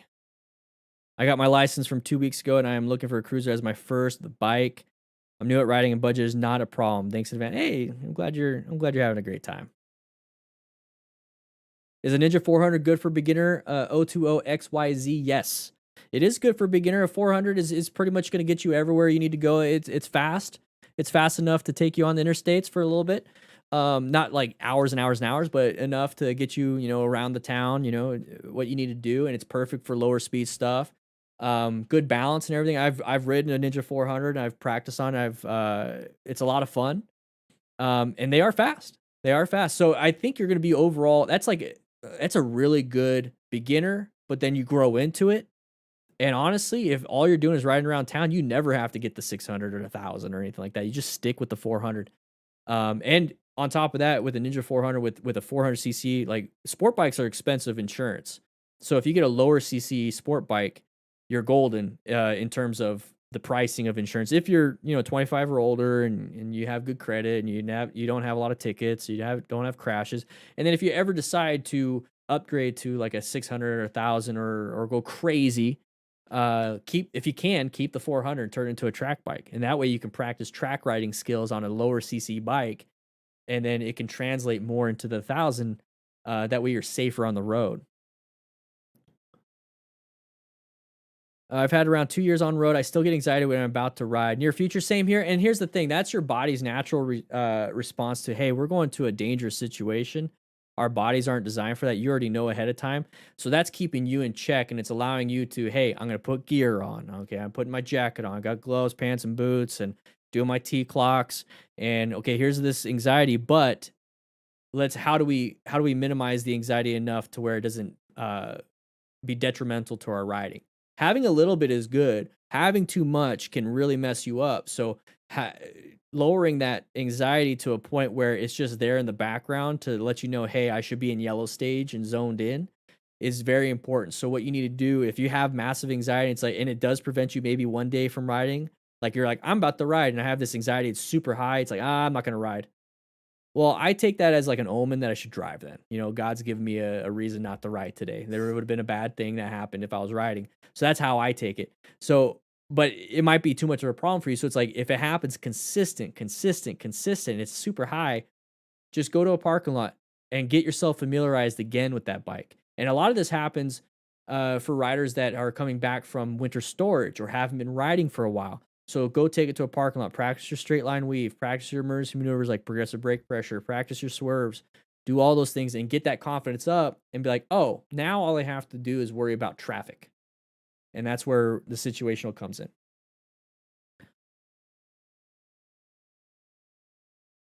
I'm working on getting my Class M license without having my normal license. Do you not suggest that? Alex Garcia, so I'm assuming you're in the United States because you're talking about like your motorcycle endorsement without a normal license. You're allowed to do that. We actually have Venezia.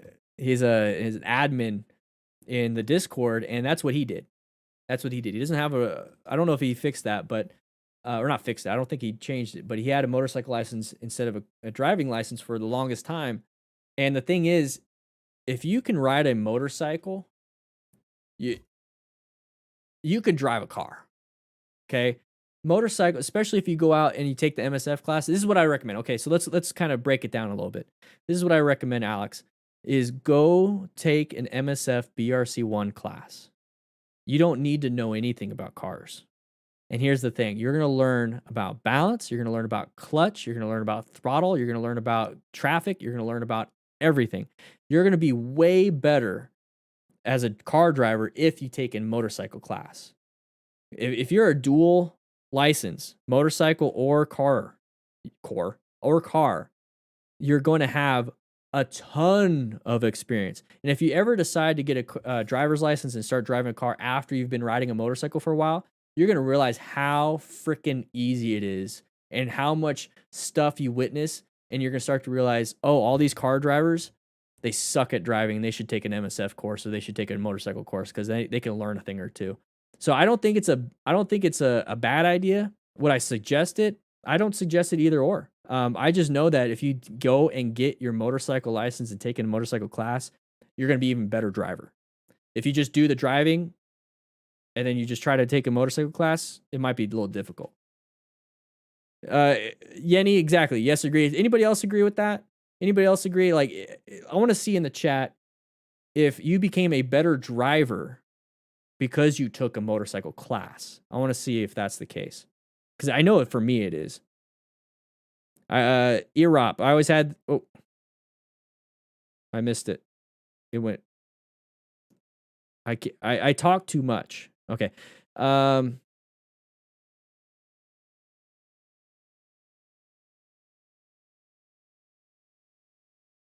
I'm like way behind. I'm going to try to see if I can say it less. I always had this question. If I own and ride a pit bike off-road... Oh, yeah. I already said that one. What motorcycle related... Dave777. Dan, what motorcycle related YouTube channels do you like other than Dan and the Fireman?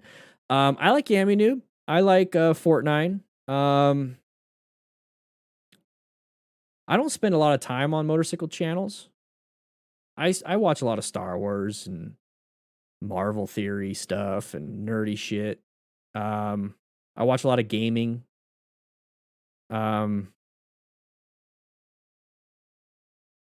Yeah, I mean, it's like one of those things. It's like if you had a job cooking, you're kind of sick and tired of cooking stuff, you know? That's kind of where I'm at.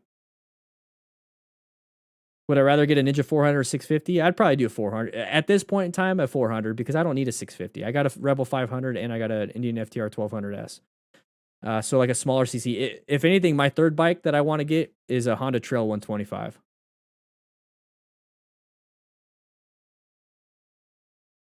I have a Honda Shadow 125cc. Is Honda CB 500 good motorcycle for second? Yes, yes. Definitely. Yeah, be careful. Exactly, Nitrous Ninja. Be careful with the throttle on any bike. But yeah, especially a 650. Hey, I started riding this year from Jabata. Hey, I started riding this year and my skills improved significantly. But in the learning process during a left turn, I slid. And ever since I'm scared of that turn and get into it like a truck. How do I get over that? Practice. Just realize that, hey, you're doing fine now. Like you're not severely hurt. You're not going crazy with the damage on the bike. Just realize, do your own after action review of what happened and reduce that effect. So if it was a loss of traction because you're turning left and slam that front brake, well, don't slam the front brake. Remember, motorcycles want to stay up and they want to do their thing. And if you have good tires, they're going to stay up. So the more you practice, the more things that don't happen that are bad, you're going to be doing good. Night riding glasses, just use your headlights. Well, night riding glasses, they're usually like the yellow filter. So it reduces a massive amount of glare from headlights. So yellow, those yellow motorcycle glasses prevent a lot of that. Body position while cornering from Dave D. Lean the body into the turn or lean the bike into the turn. Both. If you lean the body into the turn more so than the bike stays more upright, which allows it to have more traction, and it allows it to utilize the suspension the way it's supposed to. So if you learn you're going to counter steer first. So that's leaning the bike into it. But as a more advanced, and what you should be doing also is leaning the body into it too. That way the bike stays upright a little bit more. You learn that in advanced class. Because in the beginning classes, all they want you to be able to move the bike, and counter steering is a fundamental skill. If you're going super fast, you're going to want to lean the body too. Just started riding a month ago. These videos have been great from Andrew. Hey, how you doing, man? Especially in high traffic city. Any tips for driving on uneven pavement? The pavement quality here is brutal. Just be prepped and ready. Don't sit like a sack of potatoes when it starts getting bumpy or uneven. Go ahead and lift your butt up just a little bit, or at least remove a little bit of the weight from your butt from the seat, because that rear suspension is going to do this to you. So if you kind of leave, it's going to do this to you. See how I'm barely moving? It's because you're lifting your butt up just a little bit. So remove a little bit of that weight. And don't grab the handlebars and hold on too hard, because if you do, it's going to do this when you hit a bump. So just kind of grip the tank with your legs and just get ready for it. If you can, avoid as much as possible when it comes to potholes or any type of bumps.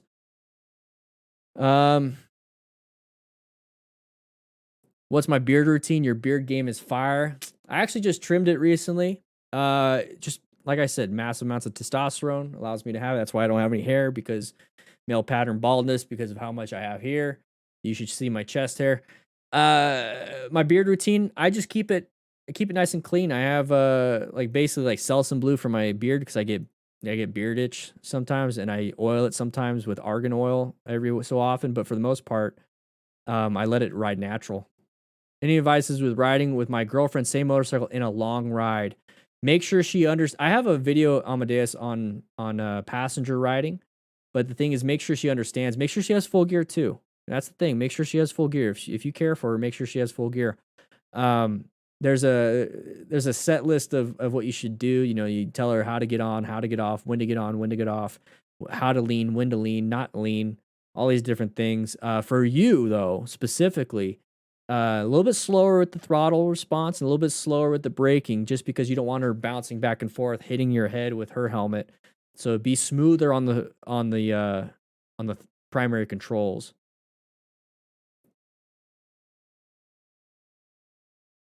Let's see.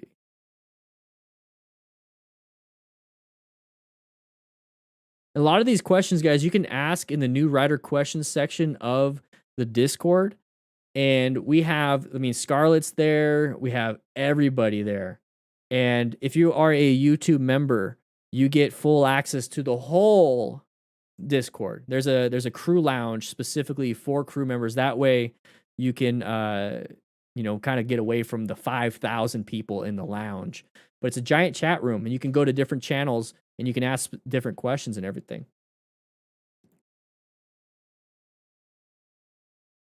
I did well for the first 2 days, and then the weather conditions on the third day has completely ruined my confidence. I was worried and scared of riding in such weather conditions, and my attitude was terrible. Yeah, it's very hard it's hard to gain confidence when you're doing something new and you get thrown a freaking, curveball. It's tough. It's tough. But here's the thing, you understand, and this is when it comes to confidence. If you understand what the problem was, you know then what direction you can go with your solving of that problem. So if the weather if you are doing, it says you did well over the first 2 days, Monica. So take that. You did good the first 2 days. The third day, not so much. Why? Okay, so if I was in this situation, I'll put myself in this situation. I'm brand new. I'm riding. First 2 days, I am super confident. I'm doing amazing. Heck yeah. Yeah. Third day, whoa, rain. Confidence goes down. I start doubting myself. After the third day, I'm pissed. I'm really pissed. That's because you're focused on that negative. You did 2 amazing days. Okay? Think about that. How you think and what you say matters. Words matter. How you think matters. So the first 2 days you did amazing. Keep that. Third day, you did terrible. Also keep that. But what made you terrible the third day? What made you amazing the first 2 days? That's when you do this after action review of your own situation. Analyze what happened. The rain and the wind screwed you up. Okay, so it's a weakness compared to the 2 strengths that you had those 2 days. What were your strengths those 2 days? Great. Keep those. The weakness is what you need to work on. If that means you work on it, that means you're in control of how good you can be. So if you just let it take over, you're not going to get any better. It's a weakness. So you're going to struggle, and you're going to struggle. You're going to get better, and you're going to get better, and you're going to get better. It might not be as good as the strengths you had those first 2 days, but you're going to get better. You're going to get better. You're going to get better. And before you know it, you're going to look back, and it's been a couple weeks, and you're like, rain and wind are nothing. Nothing, nothing, nothing. And just, you have a lifelong learning process. You're constantly learning, constantly. And then when you get to a point where you're safe in riding, maintain those fundamental skills, the SMART rider principles, the M in SMART, maintaining of those skills. So don't get too caught up in the third day. Get caught up in the third year. Okay? You're going to have a lifelong great time on a motorcycle. Don't beat yourself up too much. I say that, but I beat myself up way too much. And one thing through therapy that I've learned with the CBT, cognitive behavioral therapy, is that words do matter. And how you think about yourself can affect how you perform. So build yourself up. You had 2 great days. You had 1 bad day. Come back stronger. Come back a little angry. Come back. Okay? And this right here is part of the MSF instructor class. Knowing how to coach and knowing how to do those things. And the thing is, becoming an instructor, becoming somebody that teaches and mentors somebody has made me a better rider, made me a better person, because all those things I just said to you, Monica, are things that I have to tell myself. So I'm not sitting here like I got this rich mahogany, leather bound books, right? I get that, and this nice globe that I can't spin. It doesn't want to spin. I still have to teach myself. I still have to tell myself, hey, go out and practice. Hey, you're screwing up. Hey, and then I have to realize, oh, I'm still doing really well. I'm doing good. There's just a few things that I mess up. I'm going to tell you right now, probably 95%, 99% of your life is positive. There's that 1% that's not, and that 1% really destroys a lot. So don't let that happen to you. And it's an ongoing battle. Don't worry about it. Don't worry about it. You're going to do great. You're going to do great. What if your first ride has to be from the dealership? Kylie, if your first ride has to be from the dealership, like because you're buying the bike, just realize you don't have to. Ask the dealership if they can deliver the bike. And if you're buying it from out of town, see if you can get a friend that can trailer it with you on the way back. I rode mine. Actually, no, I didn't ride mine. I actually had my bike trailered from the dealership to the house, and from there I practiced. So see if you can have that be a possibility. See if you can have the dealership deliver it for you. A Bridge is amazing. That's what I did. My first 35 miles was in the neighborhood only. I wanted to learn balance and the weight of my bike and slow turning. Great. Amazing. It's exactly what I would do. And Monica, and here's the thing, rain and wind, I prefer not to ride in rain and wind. So I just don't like getting wet. So don't feel like, you're a terrible person or a terrible rider. I don't think you're a terrible person. You probably don't think that either, but probably like, oh man, I'm terrible at riding because of the rain and wind and I should be better than this. I'm going to tell you right now, I don't like it. I don't like rain and wind. I still get nervous when I ride sometimes. The thing is, I have to tell myself, I know what I'm doing. And if it's like, what am I nervous about? And it's like, then I need to practice that. Elijah, this might be a dumb question, but do I get a motorcycle, then get my motorcycle endorsement, or do I get the motorcycle permit or something first? I'm just asking because I want to buy an MT-07. MT-07s are great bikes. So it's not a dumb question, Elijah. Do you get your motorcycle, then your endorsement? That's what I did. Don't recommend it because now you're driving a motorcycle on public roads illegally. So you can have more issues with that, with the financial consequences and legal consequences. Or do I get the motorcycle permit or something first? So get a motorcycle permit and then start riding on public roads. Here's the easiest thing you could possibly do to solve any of those questions. Take an MSF BRC 1. All you need in an MSF BRC 1 is a permit of some sort. Okay, you just need a permit. So 15 years and 6 months, you have a permit. Great. 16 years old, you have a license of any sort. Great. You don't need anything. You don't need a motorcycle permit. You don't need a motorcycle license or any of that stuff. And check your local laws, by the way, before you take my word for that. Make sure, call up your local MSF. But here's the thing: is you don't need a bike, you don't need a helmet, you don't need gloves, depending on the MSF course. All you have to do is pay for it, show up, you ride their bikes, you wear their helmet, you wear their gloves, if they have those provided, which they pretty much should. You just wear the clothes that they recommend and they have. You have to know how to ride a bicycle. You actually have to know how to ride a bicycle. And take the 2-day, 3-day course. That's what you do. And from there, you take in your MSF BRC card to the DMV and show them that you passed this DMV, third-party DMV certified course, and you get your endorsement. So the safest, the most cost-effective, and the best for bang for your buck is to go to an MSF BRC1 course. They required you to have your own PPE, Dinah. Whew. Some places do, some places don't. So definitely check. But this way you don't have to spend like a couple grand on a bike and practice on your own when you could spend, it depends if the place subsidizes it. I think max $300 for a 2 to 3 day course, and you get your endorsement and you get professional training.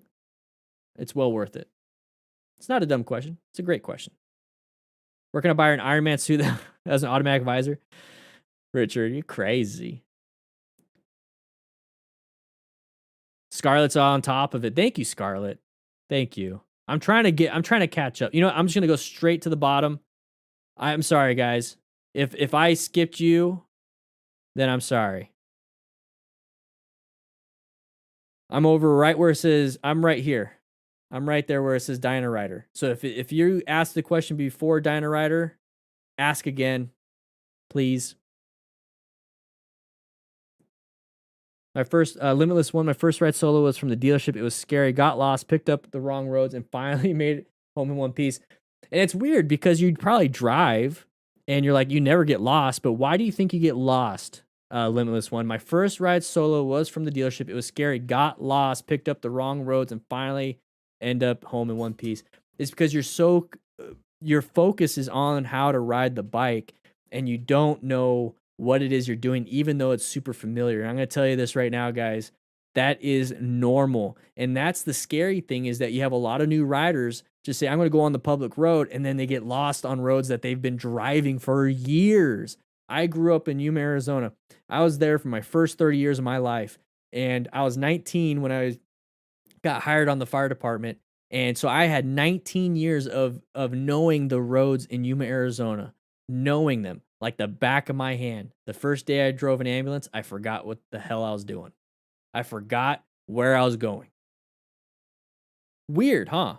It's because I was so focused on how to drive the ambulance, what my procedures were supposed to be, how I was supposed to drive with the patient in the back and the paramedic in the back. I had to remember all these things, and I couldn't focus. There's not enough bandwidth for my brain to remember the roads. And that really was an eye-opener that, you know what, when you start something new, you need to remove as many factors as possible.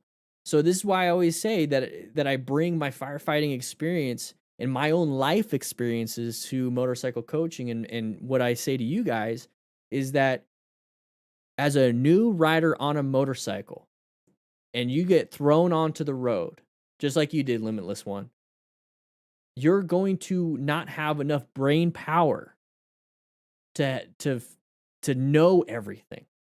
You're trying to manipulate a motorcycle. You're trying to be as safe as possible. You have this new thing on your head while you're on this new thing on the bike, and you don't have the best vision. And all of a sudden you're getting lost when you never get lost on these roads. And it's like, why? It's because you don't have enough brain power, enough bandwidth. You can't take in that much information that quickly. And your body decides, your brain decides, let's remove this so we can focus on this. And that's what happens with car drivers. car drivers are terrible. Car drivers are terrible because all it takes in the United States to get a license is to pass your permit test and to pass a quick driving test where the person in the DMV just wants to get back and have lunch. Okay? That's the thing. And that's the max amount of training you get to drive a car. And then you get into this whole Dunning-Kruger effect. Then you get into complacency the more years you are driving, and you get worse and worse and worse. Or you think you get better and better and better. Either way, without proper training, without actively trying to get better driving, you're not getting better driving. As much as you think you're getting better, that's the Dunning-Kruger effect. That's complacency. Nothing has happened to me yet, so nothing will. That's a bad way of thinking. So those people are slowly narrowing their skill base. So when it comes to motorcycles, new things on the road, when they're in a new environment, when they're in this and this, all they can do is this and look for other cars. They're only looking for other cars because that's all they know. And all of a sudden they're looking this way and they're looking this way, and there's a motorcyclist coming this way and they're looking right at us and they still go. That's inattentional blindness. That is literally their brain saying, don't worry about it. We need to focus on this. And we pull out, boom, we hit them because they're left turning in front of us. Inattentional blindness. The brain shuts it down for that specific situation. Just like you, Limitless One, where you never been on a bike, you rode it home from the dealer. Your brain's like, we don't care about the road and where we're supposed to go. We need to stay on the road and manipulate this bike. That's the biggest problem when it comes to motorcyclists and car drivers. So if you understand the psychology of driving, you understand the psychology of all of that, you can use that information as a defensive shield so that when you're riding around, always anticipate that car drivers have inattentional blindness for motorcycles, because motorcyclists are only like 5 to 6% of roadway users. So what do you think they're looking for? 94 to 96% car drivers. That's all they see all day. That's what they're looking for. So if we know that they're possibly going to turn out in front of us, we go into yellow stage, orange stage, in intersections. We're prepped and ready. There's a huge, all these books,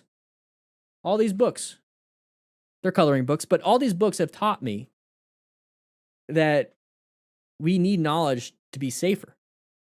The brain is crazy. The brain is insane. Inattentional blindness, motion-induced blindness. It's not that our eyes don't see it and pull in that information. It's our brain saying, don't worry about it. That's why I say, as a motorcycle driver, and I say driver because you're driving the motorcycle. You're not riding on top of it, letting it do its thing. You're driving the motorcycle. You're driving a car. You have the best of both worlds, dual training. So you see motorcyclists and you see car drivers. I have no idea what that question was, but it was a great question. I hope that makes sense for you guys. There's a lot that goes behind why I say situation awareness, the planning of riding, the color code chart, because I'm a firefighter deep down all day, every day. My dad's 26 year retired. My brother's still retired or still a firefighter. I had 11 years career. We need color codes. We need things color coordinated. Yeah, just give me a color and I'll know what it means. So for me, white stage, oblivious. Yellow stage, we're zoned in, actively scanning. Orange stage, we're ready for something. Red, red is right in your face. We got to do something. Brown stage, a little poo-poo in your pantalones because you panicked. Should you keep a first bike, maybe do some work on it and keep it as your first bike, but tune it up and things? Finlay, I would. I actually kind of regret selling my Harley. I needed the cash to pay for the FTR.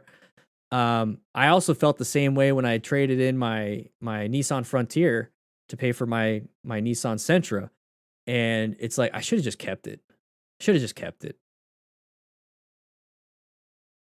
The brain is like, do you want my attention to ride this new apparatus, or do you want to remember where we are? Pick one. Exactly, Amadeus. Exactly. So yeah, so to go back to that, I'm gonna clip this and put this on the second channel, by the way. I'm gonna clip that response and put it on the second channel. There's the second channel right there, guys. If you want to click it, please do so. That's where all the stuff that's not crash And I mean, I put crash stuff on there, but that's where all the stuff that's like not crash, it's Q&A, a lot of the fun events, a lot of the cool things that we do here, I'll put on that channel. When it comes to that inattentional blindness and then losing your idea of like where you're at when you're trying to ride, that's a negative factor. That's a bad thing. So if you are in that position of you're riding and you're missing, your brain is missing things, like it's zoning out in certain areas that shouldn't zone out. Like it's zoned out on your braking, it's zoned out on the positioning of your bike, it's zoned out where the heck am I? Those are factors that you need to know. So if you're starting to do that, it means you're white staging in certain areas. If that's the case, remove some of those factors. Like if you need to know where you're going and you don't know where you're going because you're so focused on trying to manipulate the motorcycle, well, guess what? You're in a position to where you can only manipulate the motorcycle. Remove that factor of where you need to go and needing to know where to go and practicing in a neighborhood, practice in a parking lot. Get to the point where you are able to manipulate the motorcycle without thinking about it. Bond with your bike. Get to a time and place and a position and mentality and everything to where you're able to move the bike and you're not even paying attention to it. You don't do it like this, but you're riding around, you don't even have to pay attention. You're going to reach for that brake. You didn't even realize you reached for that brake because it's instinctual. It's instinctual. That's the word I'm looking for. Get to a point where it's instinctual riding, so you use this brain power on the situational awareness. Don't get to the point where you need to use brain power for the motorcycle only. That is a beginner, and that's great, but realize that. Realize you're using your brain power for the motorcycle until you get to the point where you start using less and less and less and less and less. Now you're not using very much brain power for the motorcycle. Don't get rid of that leftover brain power. Use that brain power to now scan for cars, left turners, people that are going to get in your path of travel. You see brake lights ahead. What do I do? What's my space cushion? That's when you start doing the situational awareness. And that's what gets a lot of new riders killed, is that they're not focused on the situational awareness because they're focused on the bike only, because it's a new thing. Get yourself in a position to where you don't think about the bike and you're focused on the situational awareness. And I'm trying my best to make sure it's as easy as possible, because I talk about patterns. I talk about intersections. I talk about curves. I talk about colors. I try to make the situational awareness as easy as possible for that.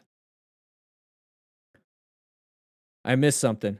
Oh, area code. Here you go. What would you tell me, someone who overthinks, has anxiety and panic attacks before a ride? See, that's a tough one. Because it's like, what is it that you're panicked about? Like, so when it comes to anxiety, it's because you're hyper focused on what's in the future that could happen. When you have depression, you're thinking about what has happened. When you're in the present, you don't have anxiety or depression. When you think about the moment that is now, which is very hard, to be quite honest, very hard. Like in 1 minute, maybe 10 seconds, I'm thinking of now. And the rest of the time is past and future. So I have anxiety and depression too. What would I tell you before a ride? Focus on the horizon. Every time you want to look down at your hands when you're manipulating the bike, remind yourself, you have to be self-aware. Just look forward. Just look forward. Utilize the anxiety that you have. Utilize the what could happen in the future as a strength. Don't think of it as a negative. Don't think it only becomes a negative when it has detrimental effects to you. But when you're on a motorcycle, the only detrimental effects is when you're about to get on the bike and you're overthinking things and you don't want to ride now. When you're on the bike, allow it to be like your X-Men mutant strength, your superpower. I told you, I listen to and watch a lot of those things. Allow that to be your superpower. Look forward on the horizon, and you see 30 seconds ahead because you have that mental brain power of anxiety. 30 seconds ahead, you see a car starting to do this, starting to creep up to that stop sign that could be a path of travel violation. Your anxiety is going to tell you, let's go ahead and roll off that throttle a little bit. That's fine. That's going to keep you safe. Your anxiety could keep you safe. The time it becomes a problem is if you're just so stressed that it's not enjoyable. That's the only time it's a problem. Because you still should have to enjoy it. But utilize it in a way that you can see far ahead. You can anticipate far ahead. You have put 20 different situations together before you even met them. And that's the problem with anxiety, right? Utilize that. So when I ride, I am constantly scanning. I see the smallest little pothole. I see that car over there. I see that car over there. I see the brake lights there. I look in the mirrors here. I see this. I see this. I see this. I see this. I'm doing this. I'm doing this constantly in my brain. One thing I need to focus on is straight ahead because that's where I'm going. I'm not going this way. I'm not going that way. I'm not going behind me. I'm going straight ahead. Position myself for safety so that if anything happens, I'm already set up for success. Utilize that anxiety as a strength. Don't allow it to overcome the knowledge you currently have. And we'll all deal with imposter syndrome here and there. But focus just on the horizon. You're going forward. That's all you have to really care about. I don't know if that helped. I'm trying. There's no Harley bashing. It's fun. Here's the thing. With the Harley, I had a Harley since November 2011 till May 2019. 8 years. I had a Harley, got an Indian. I'm an Indian guy now. So it's all in good faith and good fun. Zero problems with Harley. I just wouldn't get one. I'm sorry. I think a lot of area code. I think a lot of the things is that we just need to have a little talking. You know what I mean? A little pep talk. That's all it takes for me sometimes. It's just a little pep talk.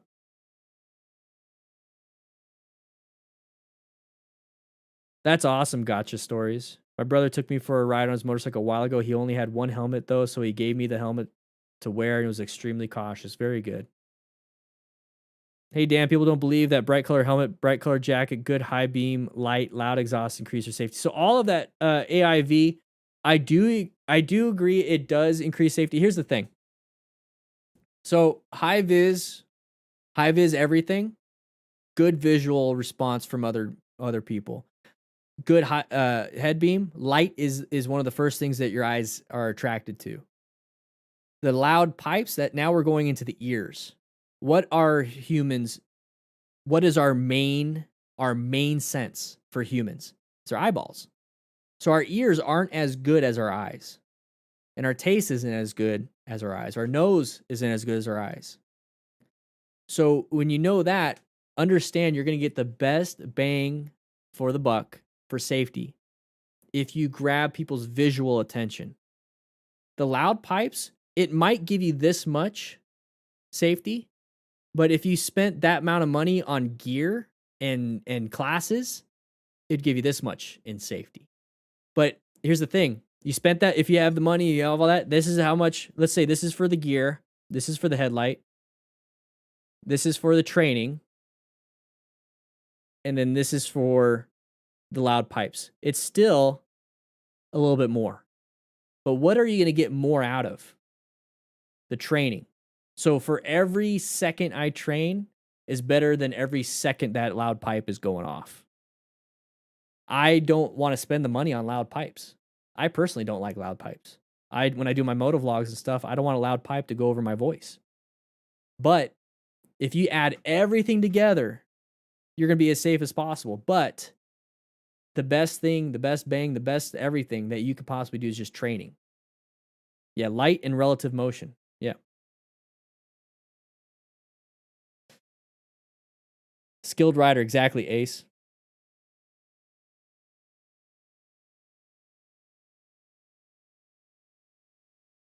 I had a neighbor who was a factory rider for Indian from 1937 until the start of World War II. He died. Oh man, he probably had a lot of stories, man. A lot of stories. Yeah, I don't care what you ride, to be honest. I really don't care. Exactly. I mean, Harley, Indian. It's all like I'll make fun of Harley. Harley will make fun of Indian. I'm at the point where in my life that I don't care. It's just fun. I understand it now. It's just fun. And the main thing is if you're just a good person to another person, it doesn't matter what it is. Right?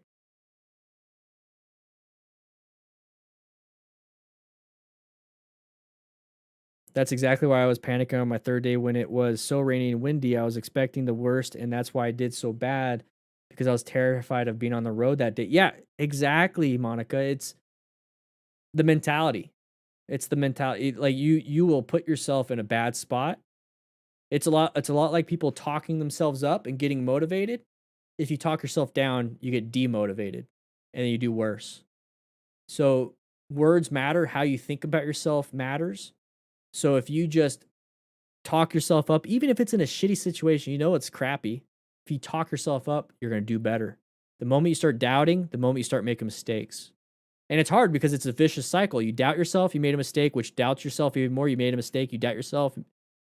Keep doing this. You have to break that cycle. So you doubt yourself, you make a mistake, talk yourself up, you do good, you do good. HJC or Shark Edgy Magic 05, both great. Look on the back and see if they're ECE rated. Some of them are just DOT. I recommend ECE minimum. Guys, we've been streaming for 3 hours and 40 minutes. I hope I answered plenty of questions. We do have that second channel, more DanDanTheFireman, where a lot of these questions will start going up there. I do have the other channel, Motorcycle Training Concepts. That's more of the professional channel. That's more the channel that I do on bike stuff, and I show you guys motorcycle training. I haven't been out lately because my eyes, something's going on. I'm getting that looked at. But that right there, I do on the bike stuff. So check them all out. We have 3 channels. We have a 4th coming up after the ride where I do a podcast with my friend Matt, and we're going to be discussing how to buy a bike, what to buy, stories and stuff like that. Richard Moss, thank you. I appreciate it. I do. And here's the thing. I could do this to a camera. It's very difficult for me to do it in person. I do have that anxiety, stage fright, and all that stuff. So this helps me out quite a bit with how I speak and what I do. And here's the thing. I absolutely have a blast. There's a difference. Like I couldn't talk for 3 hours and 40 minutes. I couldn't if I didn't like what I'm doing and I didn't like you guys. You all are, my goal, or not my goal, my motto, my creed is non-CB said omnibus. Not for oneself, but for all. Okay? It's almost like Three Musketeers. But I'm here to serve. I'm a public servant. Always have, always will be. That's why I was a firefighter. Public safety. I care about mental, physical, everything. I want you guys to do well. I want you guys to be happy. And that's what we do here on the Discord also. We have a Discord. It's very inclusive, but just follow the rules and everything will be good. With that said, though, I will be seeing you guys later. And I'll be seeing you on the Discord. This is the Discord right here. This is live right now. Join the Discord. It is absolutely free. The Discord is absolutely free. Richard, I would love to maybe just have talks, just have talks and share stories, and because I know just stories help people. Stories do help people.